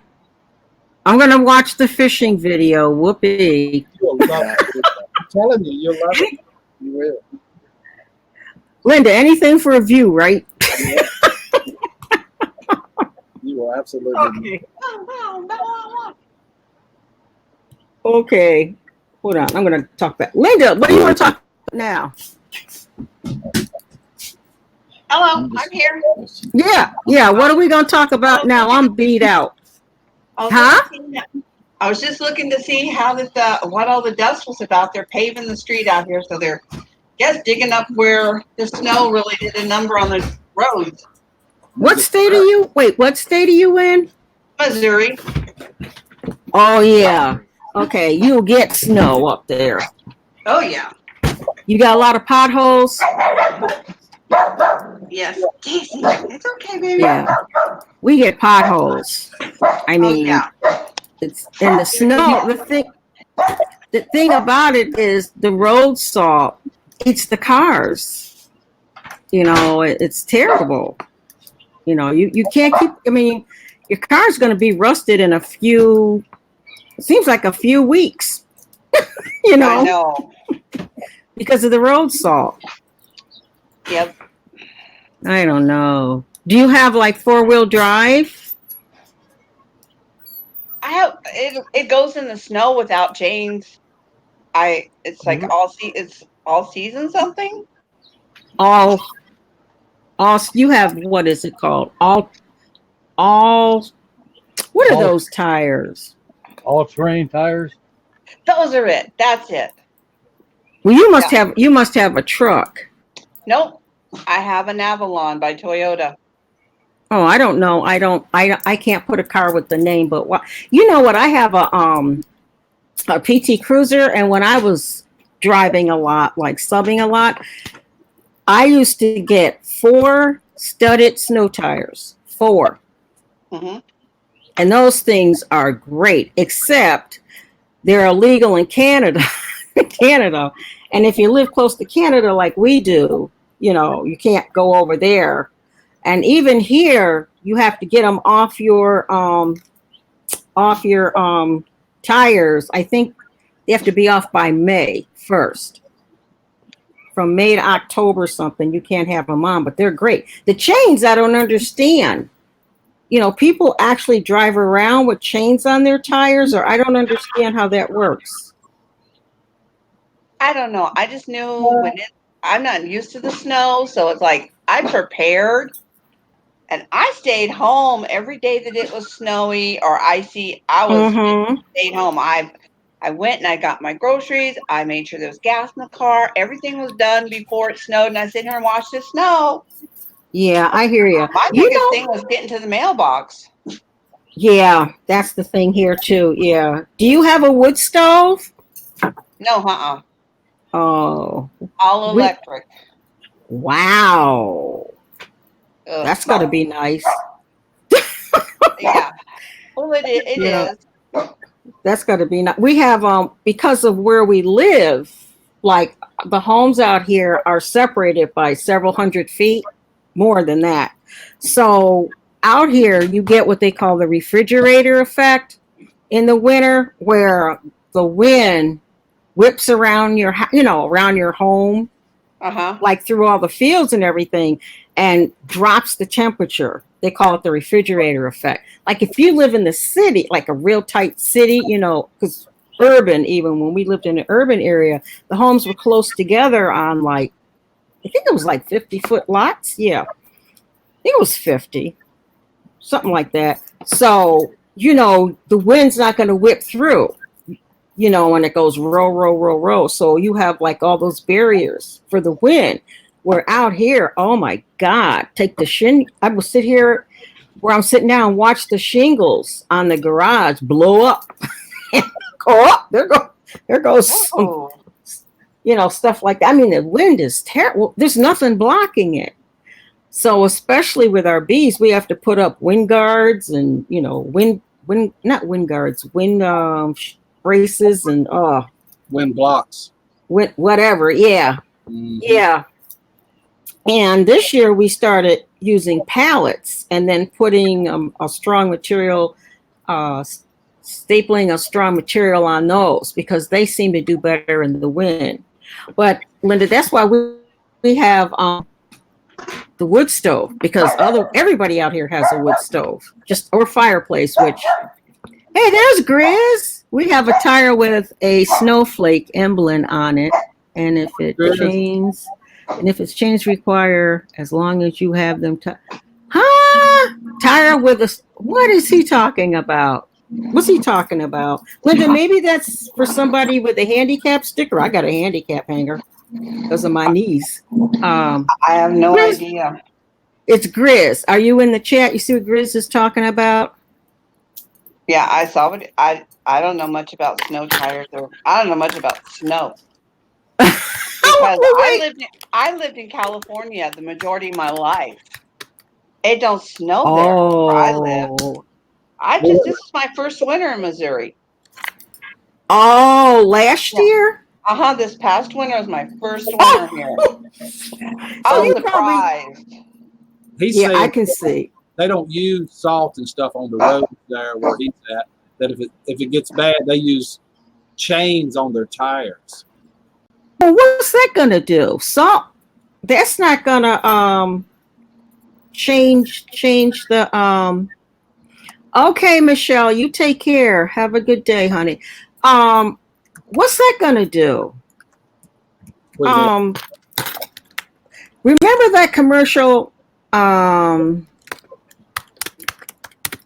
me say goodbye to her. Remember that commercial? I don't know if you saw it, Linda. I don't know if they paid money for it in California. Ice radio tires, and they would show a car on an ice rink with ice radio, driving on an ice rink with ice radios. And I would look at my husband and say, I wonder if those things work. I said, there's no way. I don't know if they're still on the market. I never paid for them, I'll tell you that. So what I would do is, what I start doing was getting studded snow tires, because we always got them. I live down near Albany, New York, and there's nothing down there but hills. So in the winter, okay, you're going up these steep hills, like those hills you see in commercials for Rice-A-Roni. Oh, yeah. Yeah, the hills were just like that. I've been on those hills. Yeah, I've been to San Francisco. I've been on those hills. Walk up and down. There's something else to drive on. Whew. Yep, that's what we had to do. So you had to have, something on your car, and I would always get studded snow tires. And so when I came up here, where everything is flat, Western New York, there's not a hill around here. So they don't use chains, digging, but I don't understand the chains. They stay on your. Where do you put them? Like on the back? Put them on your. Yeah, we used to put them on all the time when we travel back and forth in the ice like that. But so what about? You only use them when it's on the road. You can't walk on a dry road. So you gotta put them on and take them off, and that doesn't make sense. To me, it's like a lot of work. You got to put them on, drive around in the snow, come home and Yeah, but take when you them. put them on, all you do is lay them down and drive up on them, roll it up around, hook a couple of bands around each side. It's a job, but Thank you. He finally said that, Linda. It's a job. you can really Yes, it is. I have put chains on a car. Me too. Oh, It's a Ooh. lot of work. It is. Also, I was about 20 years old at the time. I hear you. Big difference. Big difference. I hear you. And I was on the ski team in college. Big difference. I had some muscles. I hear you. I hear you, girl. You put studded tires on in the winter. Have them little metal studs sticking out of them. That's what I do. When I used to like sub a lot, I put 4 of them on my cruiser. There's no weight, and then put 5 pounds of sand in the back.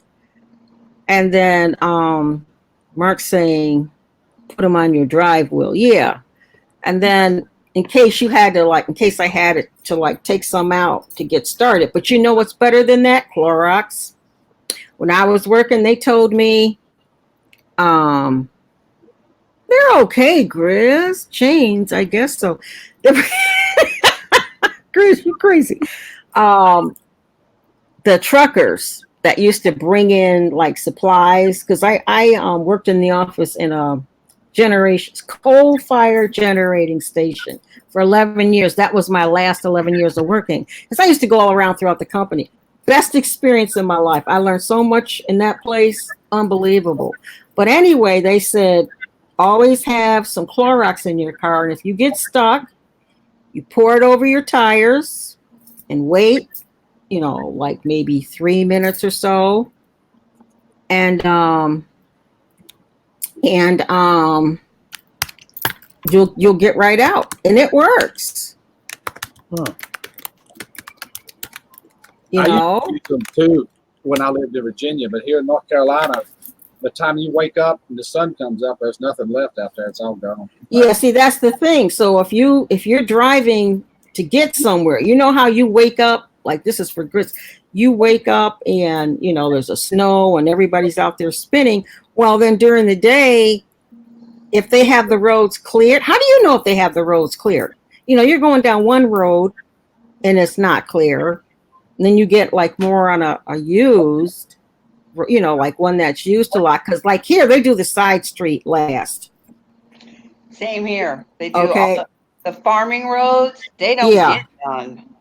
Right. Farming roads, farming country roads. Right. They don't get done. So it's like you pray to be behind a truck or a tractor. Right. So I've been told. I stayed home last winter. It only snowed, I think, 3 times. Wow. And we didn't have 7 days worth of snow total. So I just stayed home. I was like, what's the big deal? I got the internet. I got television. I've got books. I got things to do. I'm like, well, power stays on. I'm good. Yeah. Yeah. That's true. Wow. That had to be a big change. Although California, what part of California? Yeah. What part of California were you in? Southern California, east of Los Angeles. Oh, the homeless area. Oh, no. No, not that you would. No, between Los Angeles and Palm Springs. Oh, Palm Springs sounds Palm Springs. But everything is the homeless down there. They talk about them so much. That's because they talk about it so much. I never saw any homeless people. Did you go looking for them, like down in the places they say down those? No. I did a little bit when I was working, but I'd have to go out because I was a nurse, and when I worked in the ER, we had to go with the ambulance companies. And we had to go out, and they would be looking for them. But they were looking for them? Yeah, I knew what they were looking for, though. Drugs. No, not the ambulance company. That'd be the police. That'd be the police department, and they show up, and you don't know them. I've seen my own friends who were police officers, and I didn't recognize them. He flirted with me, and I was like, What the heck's the matter with Oh you? yeah, yeah. They have I'm thinking bad this 12-year reputations. I thought it was a 12-year-old kid or something. Yeah, That was my 40-year-old police officer friend. yeah, yeah. I'm like, Joshua, you look crazy. Yeah. But But no, you the know, ambulance go ahead. company was trying to pick up, see if they could transport anybody to the hospital. The instant Uh-huh. fare. They bill Medi-Cal instant fare for like Got 15 minutes worth of work. Then it was $100. Well, wow. Medi-Cal probably 50. Wow. I don't know, because as nurses, we never got into dollars and cents. No, we weren't allowed. Wow. I see it's a racket then. But you know what? I can't be the only one here that's seeing all these documentaries and the news talking about the homeless and how there's more and more in tent cities. And is that just all propaganda or psych or? It's part propaganda and part is truth. But there's a man that I know from lived in California, is our neighbor, and he's a minister. And my parents they got really concerned about homeless people. And my dad was talking to him, and this man, his church was where homeless people were. Yeah. And he said, you can go out there, you can hand them money, and they'll take it. You can hand them food, they'll take it. You can hand them anything you want, they'll take it. But you try to get them to leave where they're located, they won't go. Yeah. That's the thing, they won't. Why is that? You know, it's like, I think it's their home to them. I don't know. I have no idea. What got me was they said there's a lot of vets that are homeless. You know. I've heard the same thing. So these things aren't, see, that's the thing. You only see what you see on television and but a lot of the vets don't want to leave either. I've heard. I don't know. I've never talked to one. Well, you know what? Now, I don't know how true this is. I heard there were still vets. Now, this was a couple years ago, living in the mountains. I'd rather live in the mountains than the homeless areas of LA. Pardon me? I'd rather live in the mountains than in the homeless areas of LA. In the mountains, you can grow some stuff. You got some you can kill something to eat it. What's there in LA? They don't know where to put the homeless. They even go downtown. Okay, and what is Eugene? Downtown in Eugene. Oregon. Oh yeah, out there, and which is interesting because they had a show. They had this on, all over Oregon. Hey, Grizz, what's going on with there at the homeless? Yeah, it's a Seattle, Washington. They had these things. They had these documentaries about the homeless, and I said, out there, you got to be kidding me. Who in the heck is homeless out there? So like whatever a lot of people because they go to the West Coast because of the better weather. In Oregon? Oregon's got better weather than Missouri. Missouri's weather is awful. I know, but you mean they go to Oregon and they go to Oregon, Washington, Nevada, Arizona, California. They go all the West Coast. Yeah, I can see that. Because of the better weather. Yeah, I don't think Oregon has good weather, from what I've heard. Maybe it snows there. Rain. Nonstop. Rain stop. Oh, okay. I was shocked how good the weather Grizz has. Man, he doesn't have like tons of snow. Well, Grizz, we don't look down on them. We're just, there's so many. Are there a lot of homeless families? Yeah, that's the thing. They get rain. I don't know. So what are they doing for the homeless out there in Oregon? I wonder. One of those places, I want to say, I think it was Seattle, I saw on television. They opened up City Hall for them to come in and sleep when the weather got bad, if I'm not mistaken.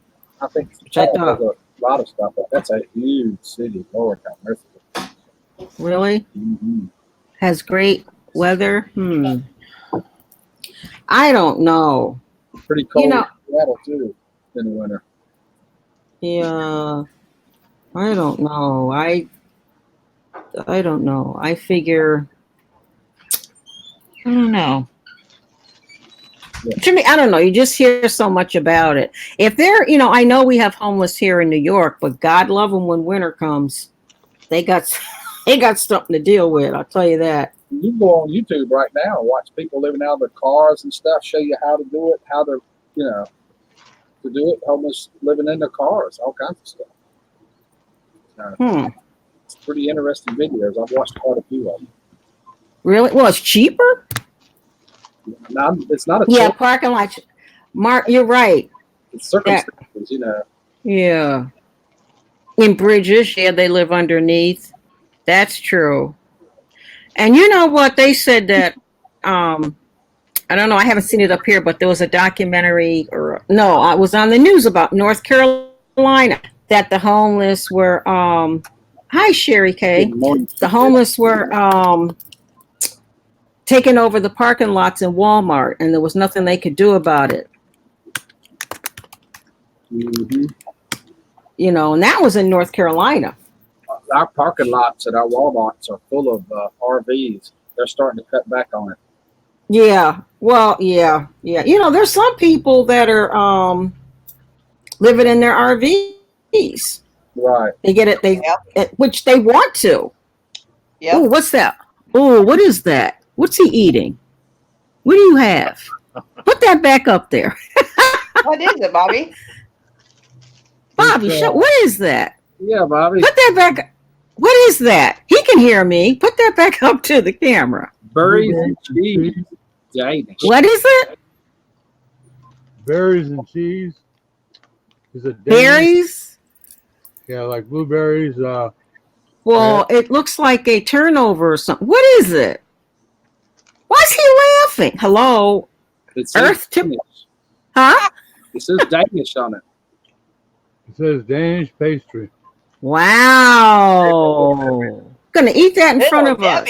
Oh, little Debbie. Oh, that looks good. But that's like cream cheese.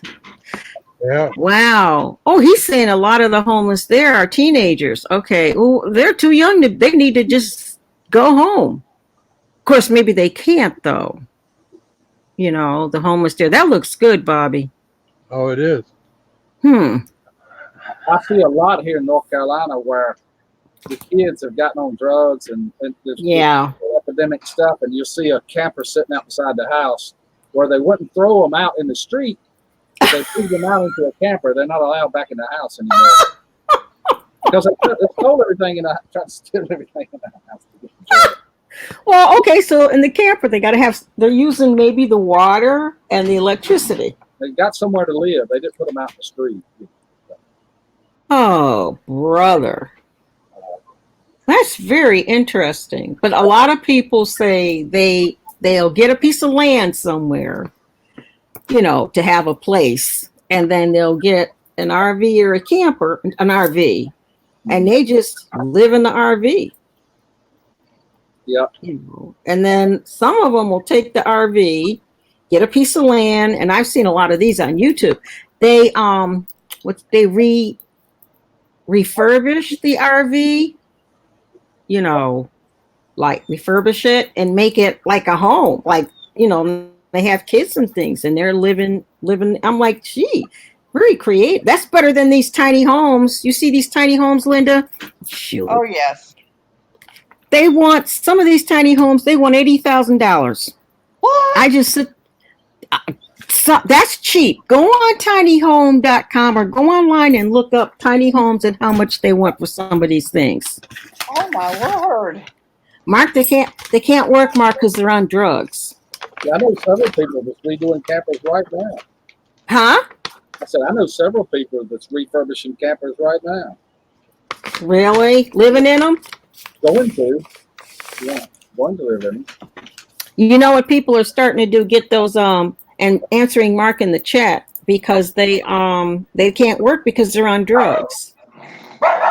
Don't ask me where the money comes from for the drugs. Which doggy is that, Linda? Oh, pardon? about street drugs, I don't know anything. I don't know. I don't get. Or anything I like don't. that. I just know You know. These that's when they come documentaries into the ER. you know, like pills, you can buy those pills and stuff for $3 or $4 or $5 a piece, you know. So it's cheap to get started. Why? This is the thing. This now maybe it's just the way I think.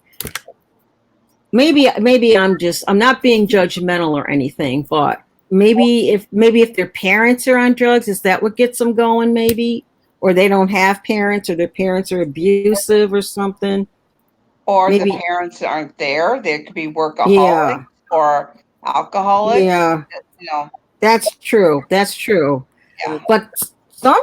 But it happens in good families where Yeah. both parents are there and it's a loving home. It just I don't. happens to some people. I don't. Yeah. I don't know if it's psycho. I don't know.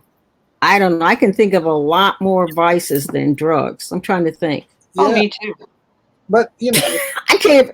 all you, Candy. I don't know. all you Huh? can do to get started is go to the mama's medicine cabinet and you can get your start right there. Yes, Rick's right. All you got to do. Open the cabinet, get you a Xanax or two, you know, there you are. But for what to do to forget what though? Pain pill that the dentist gave you, you know, that you didn't take. But to forget. So, Well, what's that? You know, they say they do it for the pain. You know, I've had over 20 surgeries in my life. I'm gonna tell you something about those whatever they call them. Oxycontin. I've had surgeries. Yeah, I've had back surgeries. I've had all kind of surgeries. And this last surgery I had, I said to myself, that's it. Because I had to have a blood transfusion. And this is going back a few years. And I said, that's it. My body can't take no more. They're giving me blood. I thought, oh God, this is really bad. But they give you all, what is not oxy? It's not hydrocodone. I don't know what it is. welcome, Sherry K. And but when you take that stuff, you're so zoned out, you can't function. So I thought, this isn't helping. And the way your body works, you have to take more to kill the pain. Like if you're taking one every 4 hours, then at some point you have to take more because it feels like you hurt more. Does that make sense? Yes, it does. Well, And that's maybe how they're getting you hooked. And I said, this doesn't make sense. You got to take more. You got to take more. And the pain they're feeling is not, it's maybe the pain of, it exaggerates the pain or make you feel like you're in pain or I don't know. You get used to not, if you get used to not being in pain by taking the pills when you stop taking them, Yeah. then it's just the smallest pain is going to seem like a whole lot. Yeah, that's true. Sherry. Hi, how are you? Hey, Sherry. How you doing? Bobby? I'm doing great. Good. Just woke up, a little tired, but doing good. Good. What state are you in? We're talking about homeless. I'm in Massachusetts, the homeless capital of the world. That rich state? Huh? Yeah. You got to be kidding. Massachusetts has homeless? Oh, yes. Everywhere. Yep. Wow. And most of them want to be there because of drug use. Oh, brother. But I'm gonna have to say, there is a lot here that probably is homeless because of mental issues. Oh. No more of the drugs. Yeah. I think, Yeah. this is my opinion, from everything we've heard in the last 45 minutes, we can come to the conclusion that there's a multiple variety of reasons why all this is happening. It's not just it's all sorts of Wow, that's I don't about it. Yeah, I hear you. I got a couple of brothers that are homeless because of drug use, and yeah, it's pretty wide and rampant in my family. So I'm gonna say, I feel that most of the drug use from people come from mental issues, and they don't know how to handle it. Yeah, they have a mental situation. You know, well, I'm gonna tell you something. As far as I'm concerned, given this population, I'd say, this is just me, I would say everybody, just about freaking near everybody, has a mental issue, one way, shape, form, or another. I know. And that, I'm gonna tell you that right now. All of us got a mental issue. Where's my Diet Pepsi? Hold on a second. Where's my? I gotta get my Diet. Here we go. Ouch. If you just look at the way they expect us to live and the pressure, like the media, oh my God. I was watching the news one day, and I said to my husband, I said, remember the old days of, Don, this, you ladies must be younger, of Brinkley and who was it? Brinkley and somebody. Oh, Huntley you turned on Brinkley. Huntley and Brinkley. Yeah, you turned on your television at 6 or so. You got the news. You got the news. What was happening, right? Now you get somebody's opinion. And here we have the sergeant of something, and here we have this guy, and here we have that guy. And I sat there one day, I said, well, I could go on there and do this.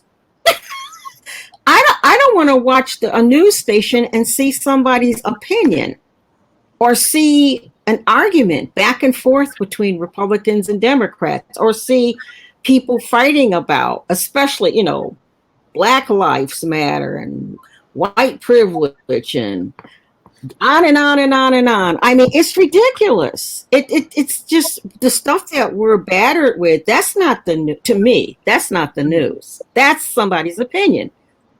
So I get my news was 5 years ago. Mm-hmm. I have not turned it on since. I don't, but I go to places like Hal Turner. You ever go to Hal Turner online? Oh my God. Hal Turner is brilliant. If you ever want to know what's going on in this country, okay, or the world, you go to Hal Turner Radio. You guys listening? You guys go to Hal Turner? Bobby, you're sitting there. You're not answering. Oh. I've never heard of him. Sherry, Linda? I've never heard of him. Oh. I haven't heard of him either. Hal. I don't watch the news. I did Hal Turner for the earthquake coverage in California because I have so much family and friends there. Okay, there's a guy. Okay, what we did, Mark and I said, Mark, if you don't turn that, like we'll watch the 6 o'clock news with what's the guy's name? Lester Holt. 6, we tape that every day. We'll watch that. And sometimes they repeat stories on there. I go, this is the 10th time we've seen that story. I did not turn on the news to see a story about that. I want to see the news. Tell me something, So I started looking for online sites and other radio stations where I could get the news. I don't want somebody's opinion. Let me see. And then who has what news is opinions? Well, don't we have opinions? We do, but there's I don't we don't get a chance to say, like I'll sit there sometime, like they'll say, you have white privilege. Now I happen to be Black, as most of you know, and my husband's white. There is white privilege. If I was white, I'd have my hand up. Hello, yeah, I got white privilege. What about it? I didn't make it up. It's the way it is in this country. That's a fact. That's a truth. That's a fact. It is a fact, but it's a shame that it's that way. Pardon me? I said it is a fact, but it's a shame. Why? It's the way. Why? White privilege a shame? Yes. Why is white privilege a shame? Because I think everybody should be treated equal. God made us all equal. Okay. Now that's Sherry right now. That I agree. Yeah. Okay. Fine. But you know what, Sherry? I'm gonna tell you something. And I've told so many whites this. That is the worst thing for Blacks to hear. Not all of us. I'm not talking about me. What is that man doing? Get ready to dunk an Oreo in there or something? Oh, yogurt and milk. Okay. Not me. I'm not talking about me. I'm just saying because at some point, wouldn't you say enough is enough? When I went to college the first time back in the day, every Black in this country was getting free money for almost a decade to go to college. We didn't. I didn't. They got money for everything. Their college was paid. A lot of those people got those degrees and stuff, but a lot of them wasted the money. I mean, this went on for a very long time, okay? And how can I put this? When you're a minority, at some point, you have to stop blaming other races and other groups for your problem. You really do. You have to say, okay, this is who I am in this country. What is he doing? You're taking Martin Luther King, you pull yourself up by your bootstraps. You have to say, look, I can spend my life trying to get something free, telling people I want reparations because my great granddaddy was a slave and I'm suffering. Or God knows what. Or I can do what I've done. And I was married to a Black man, and the only reason I divorced that sucker was because he was just not right. He was so entrenched, he expected me to support him, which is typical of a lot of Black men. Not all of them. It's typical of white men, too. Yes, but that's a woman thing. A lot of women get married expecting. Now, see, I happen to be raised by a father that was a womanizer. And so he raised us he was. Oh my God, he was awful.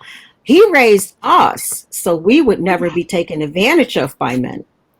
He said, don't you ever depend on a man for anything. You depend on a man, I can't help you. He said, you get your own education, you get your own job, you get your own car. He said, and I promise you'll always have a man. That's what my daddy told me. Yeah, but that's a bad way to get a man, to know that you can. No, you don't. No. To do what? To support one. No, he didn't make. No. He didn't. That's kind of what that comment sounded like. What you just said. No, not to support. No. You're either going to support him. You're either going to get a man that wants you to support him. And my ex-husband was more educated than I am at the time, than I was at the time. Or you're going to attract a man who's equal to you and wants to go ahead. That's what I meant. Okay. There's a lot of nuances. Like, no. There are a lot of. Huh? No, the other way it sounded like you know, if you have a job and you got an education, you'll always have a man. Yeah, because they'll be riding on your skirt tails. Yeah, there used to be some. Oh, who eat cornbread? I used to be a womanizer back in my younger days when I was able. Too old now. No, you're never too old. My 94-year-old daddy is in a assisted home, and he's going to town there with his women. You ain't too old. Nope. But anyway, that's how he raised us, and you have to stop that. I mean, you have to stop saying, like, I happen to be short. I'm 4'11". I have to stop saying this society is not made for short people. I can go on a tear like that. Huh? It's not. I'm 4'11" too, so yeah. Okay, well, hey, I'm short. So what? I can do the same things within reason that somebody tall can. I mean, I can be a victim, or I can be successful. And I think that God created each and one of us, and I don't think any one person should blame another group of people for their demise, unless you're back in biblical times. I agree with you on that, because you know what? I have gotten that in the past. Huh? I said I have gotten that in the past, like saying, hey, well, your great grandfather was, a slave. No, I wasn't. You know what I mean? And my grandfather wasn't. And I know that factual. Okay, who's this? Who's talking? Sherry? Sherry. Okay, Sherry, you must be black then. I'm white. Oh, you're whatever. Okay, white. Okay, because you said your great grandfather. Oh, a slave owner. Gotcha. Yeah. And no, I mean, if you look at the history, there was more black people selling black people than what there was whites. Thank you. You're right. You're absolutely right. And getting paid for it. It was a shame. Yes, and unfortunately, the Southern people, they wanted to run slaves, and the North, we didn't believe in it. Right. Well, you know what? It's just like the migrants now, Sherry. A lot of people, especially farmers and things, have them on their fields and whatnot, and they're working for pennies on a dollar. Right. Exactly. Because we have those places here, like out in Medina and stuff. They come up from Jamaica and different places during the season. They pick cabbage, apples, whatever, because a lot of produce things around here, farmers and stuff. A lot of people take advantage of people too, so that's kind of sad. They may be immigrants and stuff like that, but you know what? They still deserve equal pay. They have families they have to support. She said the pavers are coming. What's coming? Pavers on the road. Oh, okay. Bye, Linda. But Sherry, what I mean is that was the past. Are we going to stay in the past? I mean, come on. The young kids, they want to stay in the past for whatever reason. Which ones? Well, the millennials. We have millennial children. I don't even know what. Oh, you do? Okay, the snowflakes. I'll tell you what, though, Sherry. I'm gonna tell you what. We have a very interesting family. I'm black. My husband's white. Our oldest son, who's from my first marriage, is black. We had him. Our middle daughter is biracial and absolutely gorgeous. She's marking myself. And we adopted our youngest, who's half Native American and who looks Native American. So all different types there, and they get along. They're thick as thieves. But when we were raising our children, and because our youngest and our oldest is black, they're all some type of black. What we told the oldest was, now you're a black man in this society, you're going to have a degree, and that's the end of the conversation. That's it. I mean, that if you want to go somewhere, we don't care what you get it in, but you're going to have a degree. That's a fact. That's awesome. I'm just telling you. All right. Mm-hmm. You're right, cornbread. That's what they want. But, they want to sit there all day. We said, you're going to have one. And my husband, being white, told him, he's the one that told him. I sat down, I said, you're going to have to tell him because I'm telling him you don't believe me. And he said, your mother's right, because I am a white man in society. And even though I love you and on and on, if you want to go anywhere in this society, it's not like it was back when I was coming up. Remember the good old blue collar jobs? Oh my God, I miss them. New York Telephone and utilities and Ford and Chevy and the money you could make. That's how we came up, where we were. Huh? Hard work brought you everywhere. Yes, you go to work. Mm-hmm. Hard work, and the utility I came up in back then, that you'd be working there and they'd ask the father, you got any kids at home that need a job? Bring them on in. Good money. We're talking really good. I'm hoping that they'll say everyone was raised in a foster home will get $1,000 a month. Okay. They should give the money to the kids though, cornbread, because I don't know about all that. A lot of people, I hate to say they use foster parents. Or they used to foster kids. We're fine, Coast Life, but they do for the money. But anyway, No, And so- a lot of the people here in Massachusetts become foster parents. They do use the kids for the money. For the money, yeah, and it's a shame. It's just we adopted our child from welfare, social services. I said we're going to do this. I want a child nobody else wants. We went. I remember the day we went in. People lined up on the floor, sitting and everything. I said, I want a child that no one else wants. Hey, I'm not gonna, that's me. you know, It is. huh? I'm that child. Hmm? You didn't know that, did you? I didn't know what. I'm that child. I The was child. Who's talking? Hold on. Me. Oh, you were adopted? I'm that kid you're talking about right there. Really? How old? You were adopted? 3 months old. Okay, our son was 4 months old. Sure. Blackouts. When it was this term, he said he didn't have blackouts. Chris, you're crazy. I used to go to Overeaters Anonymous, Chris. But anyway, that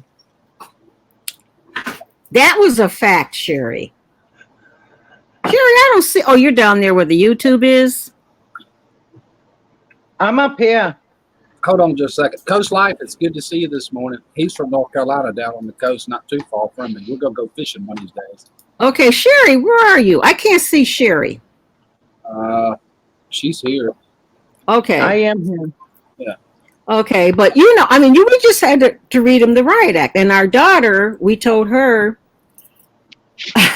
if you don't want to be at the mercy of every man out there and dependent on a guy if he does this and that and everything, you're going to have to be able to take care of yourself. You're going to need a degree, your own career, your own whatever. Well, I mean, And you know how it was back in the 50s, huh? See, when we raised our daughter, we were like, okay, so you need to go to college, you need to do this, you need to do that. And if you don't do it, you cannot live in our house. Ooh, I heard that. So, you know, I'm sorry, but if you want to do something, you're more than welcome to stay in our house. Mm-hmm. But if you're going to be lazy and you're going to do nothing, then you know what? You need to get out and get yourself an apartment. Yeah, I mean heard. I don't love you, but you know, I'm not going to support you. I got it. Ooh, boys I cannot ranch. support laziness at all. Cannot. Yeah, I hear you. Yeah, I know. So now What was? she's working as an accountant. She's in the military. Wow. Yeah, she's been in the military for 4 years. Mm-hmm. She just had a baby. Which branch? What branch? She's in the National Guards. She signed up for 6 years. Wow. Yeah. So, you know, I mean, she works and she right now is in school for psychology. Wow, that's good.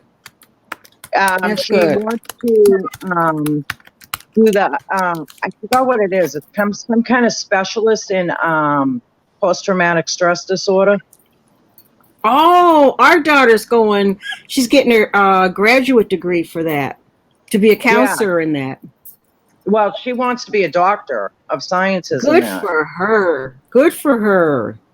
So she's kind of into that. Well, we had when she was a child, we had a bad experience with one of her uncles, and I think that kind of brought her to that field. Yeah, it was a pretty horrifying and traumatic event for her. So she kind of went towards the post-traumatic stress of, you know, because my brother was in the military. And he came out and he became a very, very bad drug user. Oh no! You from the post-traumatic whatever? Yes. And he ended up murdering his wife and daughter. Oh, huh? Yes. Oh, how terrible! Was he in a was he like on the drugs then, or what? Yeah, when he came out of the military, what happened is he lost a child in the military. He lost the baby. Okay, go ahead. so I'm trying to follow you. Yeah. Okay, he was in the Navy. He was on a ship. His wife was pregnant. She delivered the baby, and the baby died 3 days later. Ooh. Do they know what happened? No, I have no clue. But anyways, he was holding the child when it died. Oh So my at that point, God. when he went Was back, it? Did they know the child was gonna die? It just No. died. yeah. Oh, So anyways, he went back to the ship. They didn't give him any time off for recouping or anything. And then there happened to been a plane that came in on the ship, and it exploded on contact, and it killed a lot of people around him. oh. So he ended up seeing all that. Well, when he came out, he was worse for wear. Jesus. He went right to the drugs and everything else, and then he snapped, and he ended up killing his other daughter and his wife. Oh boy. So I think that's what kind of brought my daughter to that point about post-traumatic stress disorders. Did he go to counseling or anything after that, or they probably didn't? No, you know what they did is they discharged him after the plane crash happened on the carrier. Uh-huh. They discharged him for medical issues, and they never did anything for him. Oh my God. So that's how they sent him home. And he was not like that before he left. He was a pretty mellow and very how can I put it? He was a very appreciative person about things. And when he came home, he was horrid.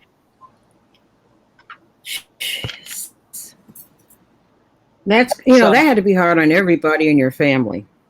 Yeah, but when were they home? Was he home when this all happened, or was he in the military with her, or what? No, they had discharged him. They had discharged him. Right, and then 3 years later, that's when he did that. Jesus. So it was 5 years ago. Where was the vet?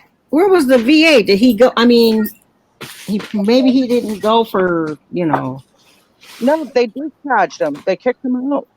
They because of his medical issues, his mental issues. Okay, well then but then didn't they like offer him treatment or something? If you're going to discharge somebody for that, you'd say, okay, and we want you to go to counseling or Well, they said at that point that he wasn't eligible for the medical because they discharged him with a dishonorable discharge because of his mental issues. So he didn't have any help. So that means he loses all the benefits he would have gotten. Right. Health. What branch was this again? That was the Navy. Jeez, that's yeah, it was a pretty bad situation, but let's put it this way: if a good comes out of a bad, and just say Amanda, my daughter, can help other people, then we're never going to get the two back. So let's and he's in jail for life, 2 life terms. Yeah. So which I mean I say is good because you have to pay for what you've done. Yeah, that's true. Do you ever see him? I see him all the time. I'm a Christian woman. I love my brother. I hate to see him. Yeah, how's he doing? He actually just got baptized 5 days ago. Good. He wants to become a preacher. That's real good. He's doing as well as he can be. A lot of times when that happens to people and they're put away, they have the focus and the solitude where they don't have all these, what do they call them? Just what I was saying before, Rick and Bobby. Remember, what was I saying? I said everybody in this society today has a mental issue. because Right. of the way society is. You can't exist in this country and tell me you don't have some mental issue, No, anxiety, depression. What's beyond anxiety and depression and anxiety, depression, and there's just another mental one. illness in general. Yes, because of everything going. I mean, the newspaper, uh, even television. Even if you don't count the news, you know, I don't know why we keep paying for cable. I watch a lot of videotapes, or I get the series, like Barney Miller and all those things. Or I like to watch a lot of history on YouTube. I love like watching studying and learning about the wars. I love it. Now, my husband is a vet. My father is a vet. I just love studying the wars and things like that. Or I just love learning things like that, which may sound weird, but Elvis is a therapy dog to me. He really is he? Yes, to me. Yeah. You know, but you can't. He's not a registered therapy, but he is therapy. That's what my dogs are. Not as well as the one that passed away some time ago, but you can't be in this country and tell me you are mentally right. You can't. The way the job market is, and it's crazy. I mean, not just the job market. You know what, Sherry? Just society in a whole can make you crazy. What is it then with everything? Just society, you know? Yeah. Everyday living. You just can retire, drive you insane quick. right? Driving, you buy a car, because we don't buy new cars. You buy a used car, there's a recall or something. Or, you find out that they're recording you or they're listening to you. And then I watched this. You're right, Grizz, ain't nothing wrong with it. Where they can take over, like these real new cars, supposedly they can hack them and take them over. Well, and they can. I'm telling you they can, because I have a brand new car, and I'm telling you. Yes. They're listening to me half the time. I know it. They have, and that's not crazy talking. That is factual. There you go, because they have, I watched this one thing where they said, they showed all the things on the dashboard that they were that they were listening to you through, and how they defended us was, well, we get to know you as a driver. I'm like, well, why do you need to know what they're like as a driver? The car gets it. See, that's where the government's coming in, because that's an invasion of privacy. Yes. So they're trying to lock down on that. Yes. Because, what if you're doing something, Why? I mean, some people like that. You don't know. I don't know. Like, yeah. Your television, you're this, you're that. I'm like, oh my God, it's hysterical. And then cell towers, that's a thing. I said, we were talking about cell towers yesterday. I said, my husband, half of them are fake. They're for something else. They're not cell towers. I don't know what they're doing up there, And did you see how in Florida they have them disguised in the palm trees? Yeah. They claim they're the fight. Huh? I did see that. Yes. Mm-hmm. I don't know. You can't, like I said again, you cannot live in this society, in this country today, and not be mental. You know what was crazy? Okay, so one day my daughter says, "Hey, Mom, can you buy me some Pampers for the baby?" And I said, "Sure," because I was going to the store. I said, "Sure." So all of a sudden, the next day, I get this coupon from BJ's for Pampers. Oh. That would freak me out. It's like, how the hell did they know that I bought Pampers? Yep. It's crazy. It's like, wow. Some of it gets scary. Mm-hmm. Mm-hmm. Yeah. Like, and I wasn't looking up Pampers online. You know what I mean? I just went to the store and I bought her a package of Pampers. How did you know that I needed Pampers? On my laptop the other day, somebody was telling me about DuckDuckGo. And so That's just another 800 call. Yep. They were saying, so I tried to type it in as a search engine. I swear to God, I get this notice up. Google is saying, why don't you want to use us? We can find what you're looking for. Swear to God. I went, oh my God. Yeah, isn't that crazy? Mm-hmm. Mm-hmm. It just makes me feel like I'm being watched 24/7. Yes. Terrible. You know, I don't know. And then they got this dark web now. I don't know even how to get to that, but they go, ooh. The dark web. Yeah, I don't even think I'd ever cross that line of going to the dark web. Yeah. You know, I don't know what it is. It might be something good. Well, yeah, it You could be know? like 10,000 sickos, like waiting for you to walk through the door. They go, ooh, don't go on here. And now even, were you in the chat? We were talking about, Mystic, yeah, about the scams for YouTube. No. Oh my God, you haven't heard, do you know there's a channel called Mickey XOXO? There's a letter going around, an email letter that YouTubers are getting that says, what does it say? Anybody in here? You know what it says, Rick, Bobby? It says something about you. The guy that I saw said it looked like it was coming from YouTube. Right. If you click on it, though, they got all your information. Right. She is an up-and-coming YouTube star, and they asked her for her password and URL or something. They said, your channel has been reported for spam or something, or identified, and we have to check it out so that, or else this could result something about in losing your channel. So she did it, and now they have control of her channel. She's locked out. Oh God. That's what the other guy said too. He said, I should have known better than to give information like that, because no company's going to ask you an email or a phone call. Yeah. Well, thank God I don't have a channel. I don't have to worry about that. You don't have what? I don't have a channel, so I don't have to worry about that. Well, you're on YouTube. Well, I am, but I don't stream. They don't care.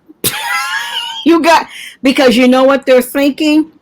They're thinking that you use the same password on other things. This is what I found out yesterday. Oh, my password is so completely different for everything I use. You're right, Bobby's saying I have Alexa and she tells everyone what I say and do. Yeah, it could be. Yep. So anyway, she said, this one girl told me that they were wondering why this is happening. And she said, probably because they figure you use the same password. And so they have these programs, they put your password in and it'll add different numbers and things to it to try to get your password for other things. So I don't know. I believe it. Yeah, and then the email, like she was saying, because she's been on some panels, she's crying and everything. You feel so bad for her. She's such a cute little girl. But they said it was from Internet Explorer and Russia. Now, what does Russia have to do with this? Oh, no. You know, think about it. Russia? They use those things that shoots it around all over the place, so you can't tell where they're really at. No telling where it shows up at. Say that again, Rick. I forget what they call it. It's like there's some kind of a program where it shoots your IP address all over the whole world. So when you try to track it, it's really difficult to track where they really are actually at. You know? Oh, so they might not be in Russia. Probably not either. Yeah, check that out, Sherry. I can't remember. There's 3 letters that they call that, like DC3 or something like that. Oh, ISP or something like that? No, that's your everybody's single address from their internet protocol. That's internet protocol address right there. Is that your internet protocol? Is that your coming out of your router? Yeah, that's the address that tells where you're at. Your internet address is right there. It's just like your home address, except for the internet. Your ISP. Okay. From the internet service provider. What? Okay, is it the VPN? Because I hear these initials That's going it. on. VPN is what they use to route that all over the place. Well, what's the VPN then? I don't know how to explain it. I'm not that But well versed in it. if your ISP is saying where you are, the VPN goes over that?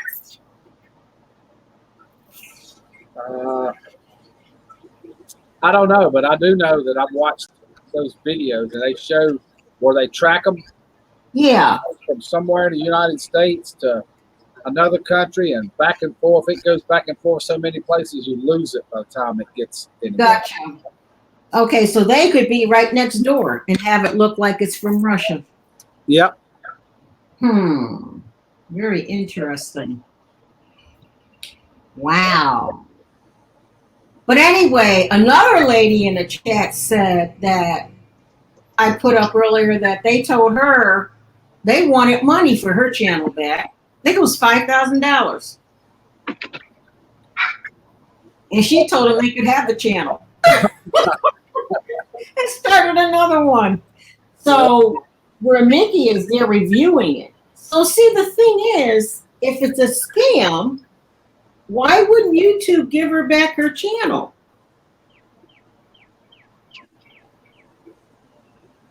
I don't, why do they have to review it? Right, because they can change the passwords for her and then give it back to her. Right. She said they're reviewing it. Maybe they're trying to find out who these people are. I don't know. Yeah, but it's not good for the person that's waiting for their channel to come back. I know. Yeah. Because, Rick, you were saying that somebody got their channel back, right? Yeah, and I can't remember what his name was. He said it took him weeks to get it back. And I forget what all he said he had to do, but it was incredible what he said he had to do. But he got all his videos and everything? Well, I don't think he got them all back because I think some of them had been changed and other videos added, a different layout. They really messed with this channel big time. But the worst part about it was he said, I'm going to be gone for a few months. I can't handle this anymore. And he was a larger YouTuber, like 50,000 subscribers. Ooh. He probably got all them back. They just reset it and said, okay, here you go. I don't know. I don't either, but he was really down in the dumps when he was telling what's going on. Jeez. It was scary. Yeah, I know. Like you know, they say like I was watching I'll tell you what, Sherry, if you don't have something to do one day, go on YouTube and look up some of them are like 30 minutes about Bernie Madoff. Oh, yeah, Bernie Madoff. Yeah. Did you see the movie? Yes. But yeah, it was a good movie. 25 billion, some insane amount of money he took from people. Oh my God. That was crazy stuff. Huh? I said that was crazy stuff. How could he expect to get rid of this if he never invested anything? Well, because he was, living his lavish lifestyle. Well, at some point, somebody is going to retire and say, I want my money. Mm-hmm. Well, what he'd do is he'd go scam another person and he'd give that to those people enough to satisfy them. And then that's how he would do that. Watch the movie because it's pretty interesting on how this guy actually rigged everything. So that's how he got away with it for 22 years. Oh my God. He was able to pay a lot of people the money as they were retiring and getting. He was giving a lot of people the money back, but eventually they caught up with him. Oh, really? So he was giving some of them their money.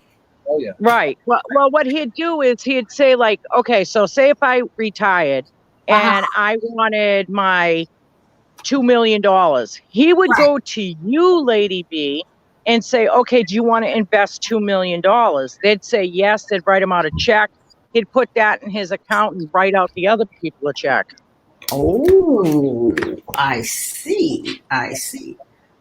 So this is how his initial investment became a bazillionaire fortune. That's what he kept on doing because he would hit the younger richer generation, knowing that he'd have like 20 to 30 years before these people retired. Okay. But you would think he So- would take half and spend half. But that's just me, thinking logically. For one thing, when you're doing investments for people and you're taking 35% of all net profits, I mean, there's a problem there. Yeah, it is. I would be like, yeah, no, I don't think so. He got away. People have to be smarter with their money and understand what they're investing in before they go and jump and do something. You know what, Sherry? I'm going to tell you something. Once you retire, this is my thinking. Once you retire, like, we have stuff and, you have these investments and whatnot. Yeah, what is that they call it? Huh? 401ks. Yeah, that's digital money, as they call it. Mm-hmm. That money can be. That's the Bitcoin generation. Bitcoin. Yeah. Well, not the 401s and stuff isn't Bitcoin. No, but you might as well say it is because that's it's paper chasing money. That's true. You got that right. But like a lot of these retirement funds, they don't, when you take, like I know my husband's, when you take your money out, you get taxed on it. Yeah, you do. You have to, I think it's like a 20% penalty. And then you can borrow against it if you're not retired. Yeah, there's some crazy stuff going on. Yeah, it is. It is. I don't know. In other words, I think the only smart thing that they came up with is those medical funds, because none of it's taxed. Yeah, that's true. That is true. Those are good. Yeah, so if you could put $1 bazillion in that, you'd be okay. Yeah. Or you can buy some land and start. I mean, to me, it's still land and land. Land, to me, land is a good investment. It is, but here's the problem. I mean, when you need the money and you want to go and sell it, is it going to sell in time? Is it going to be worth the money that you already invested into it? Well, let me think. You mean like if you buy property or if you buy like? Well, if you buy property or land, now you have to sell it, so it's a chasing game. And is the property worth the value of what you've already put into it?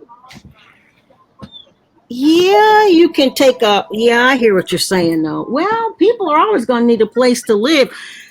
Rent it, unless you're living there, Right. It's but tricky. Sometimes you don't want to rent it because you don't know who your renters are.